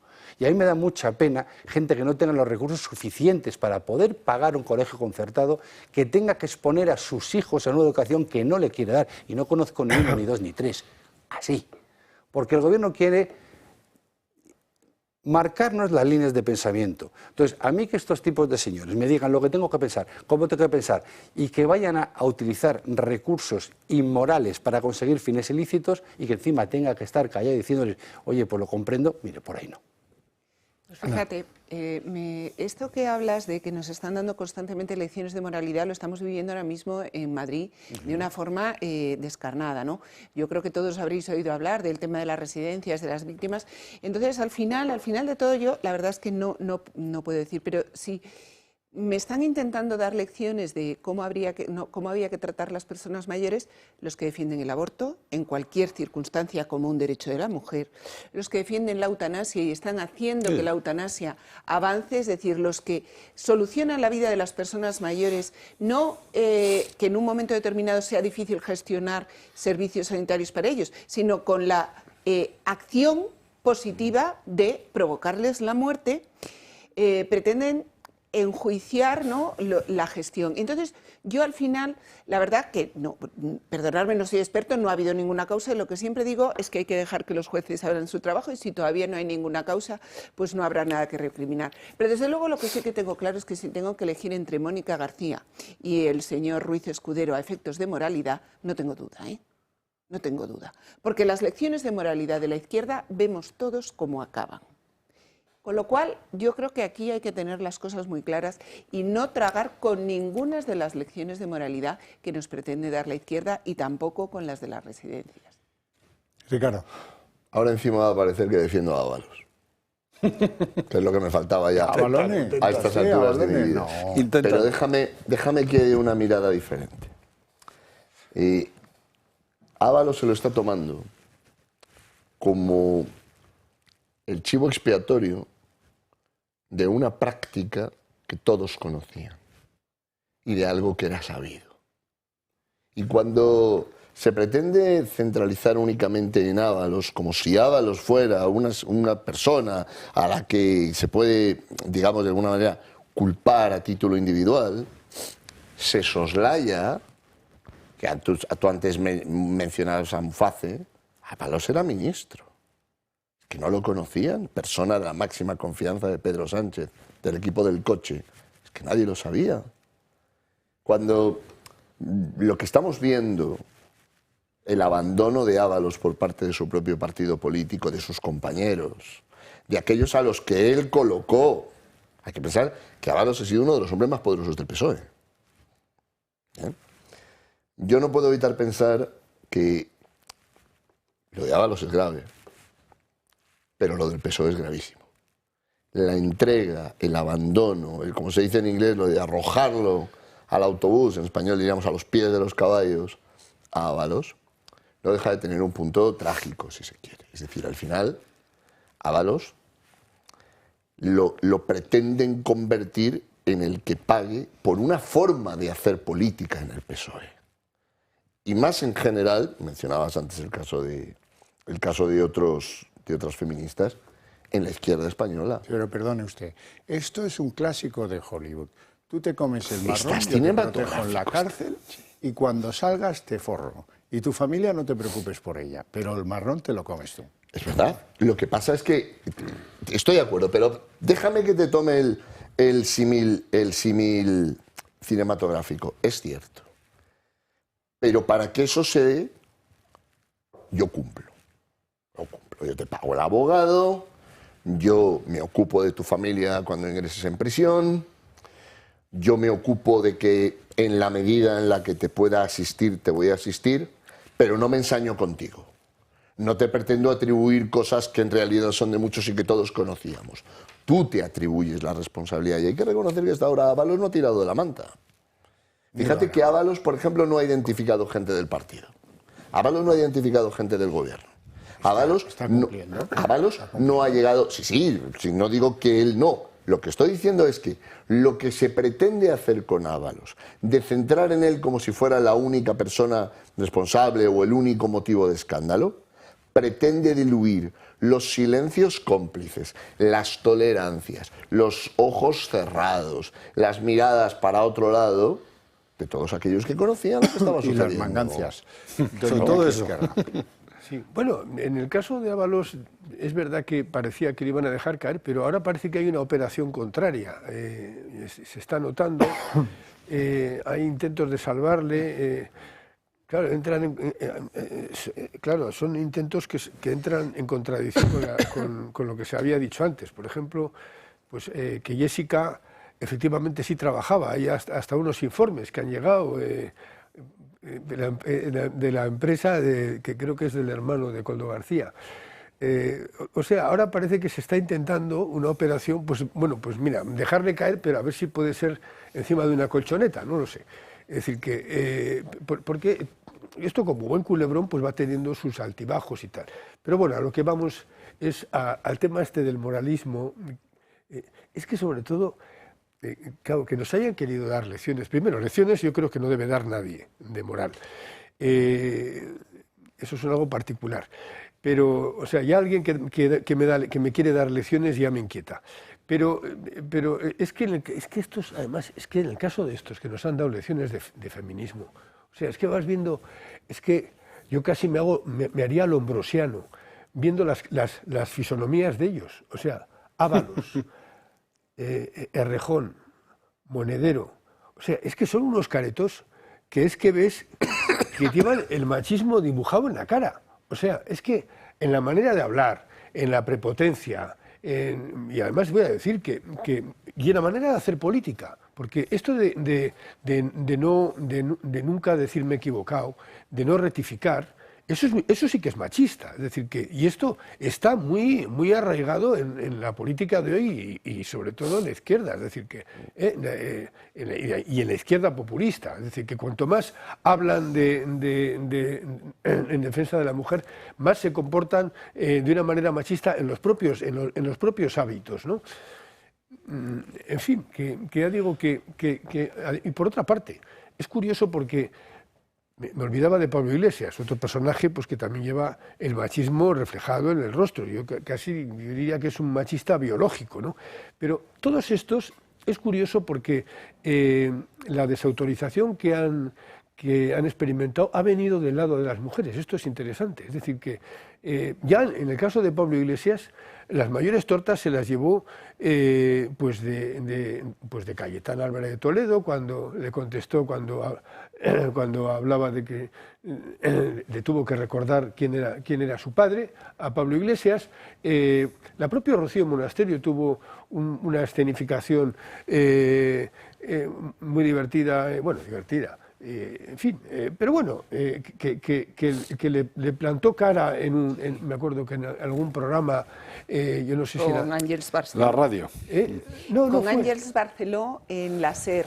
En la campaña electoral, que se fue del plato. Sí. Se fue del bueno, plato. Quiero decir que uno de los grandes momentos de la... Sí, que si echamos la vista a todos estos personajes, te das cuenta que detrás de quienes realmente les han metido en apuros han sido las mujeres. Es decir, que habrá habido algunas que han callado, como las mencionaba Ana, pero en general las que de verdad los han puesto en sus sitios, es paradójico para que ellos hablen de feminismo, es que han sido las mujeres. Y luego ellos estaban con el hermana, sí te creo, pero luego pues esto lo han cambiado y ya es hermana, sí te creo, pero mientes. Esto es lo que más o menos decía. Bueno, esto es lo que no quiero terminar el programa sin atender a un tema de fondo, y es que se han cargado el multiculturalismo. Ha sido en Sal, en Gerona, en una aventura que enlaza a un imán de origen subsahariano que no pagaba el alquiler desde hace 5 años, que le sacan de la propiedad que estaba usurpando como Inqui ocupa, y que ahí se arma la de Troya porque él decide volver y lo sacan definitivamente, y han hecho, bueno, pues Arde Sal Gerona, pero en versión ampurdanesa. El multiculturalismo ha llegado demasiado lejos. La localidad de Salt, en Gerona, da fe de ello. El lunes, 250 inmigrantes encapuchados trataron de asaltar la comisaría de los Mossos d'Esquadra. La turba atacó al cuerpo policial autonómico en respuesta al desahucio de un imán y de su familia. Llevaban 5 años sin pagar el alquiler. Fue entonces cuando se desató la violencia frente a la comisaría con el lanzamiento de piedras y enfrentamiento directo con los agentes. La comisaría tuvo que pedir refuerzos. Desde entonces el municipio se ha convertido en una ciudad sin ley. El segundo episodio de disturbios tuvo lugar el martes por la noche. Un centenar de personas se congregaron sin previo aviso frente al consistorio para protestar por el desalojo del imán. A la protesta se sumaron grupos violentos que atacaron una vez más a la policía, que hacía un cordón de seguridad frente al ayuntamiento. Los inmigrantes destruyeron todo a su paso en las calles. La violencia duró unas 2 horas en esta ocasión y se saldó con 6 detenidos y un mozo de escuadra herido. Los violentos incluso se jactaron en redes de haber puesto en jaque a las fuerzas de seguridad. Pero la policía cree que son reyes del mundo, no sé qué, nos quieren coger a todos del palo. Bueno, pero yo no he hecho nada, me quieren coger. También piensa, pero mira todo lo que hemos destrozamos será las calles, bro. Y no han cerrado los polis, ¿eh?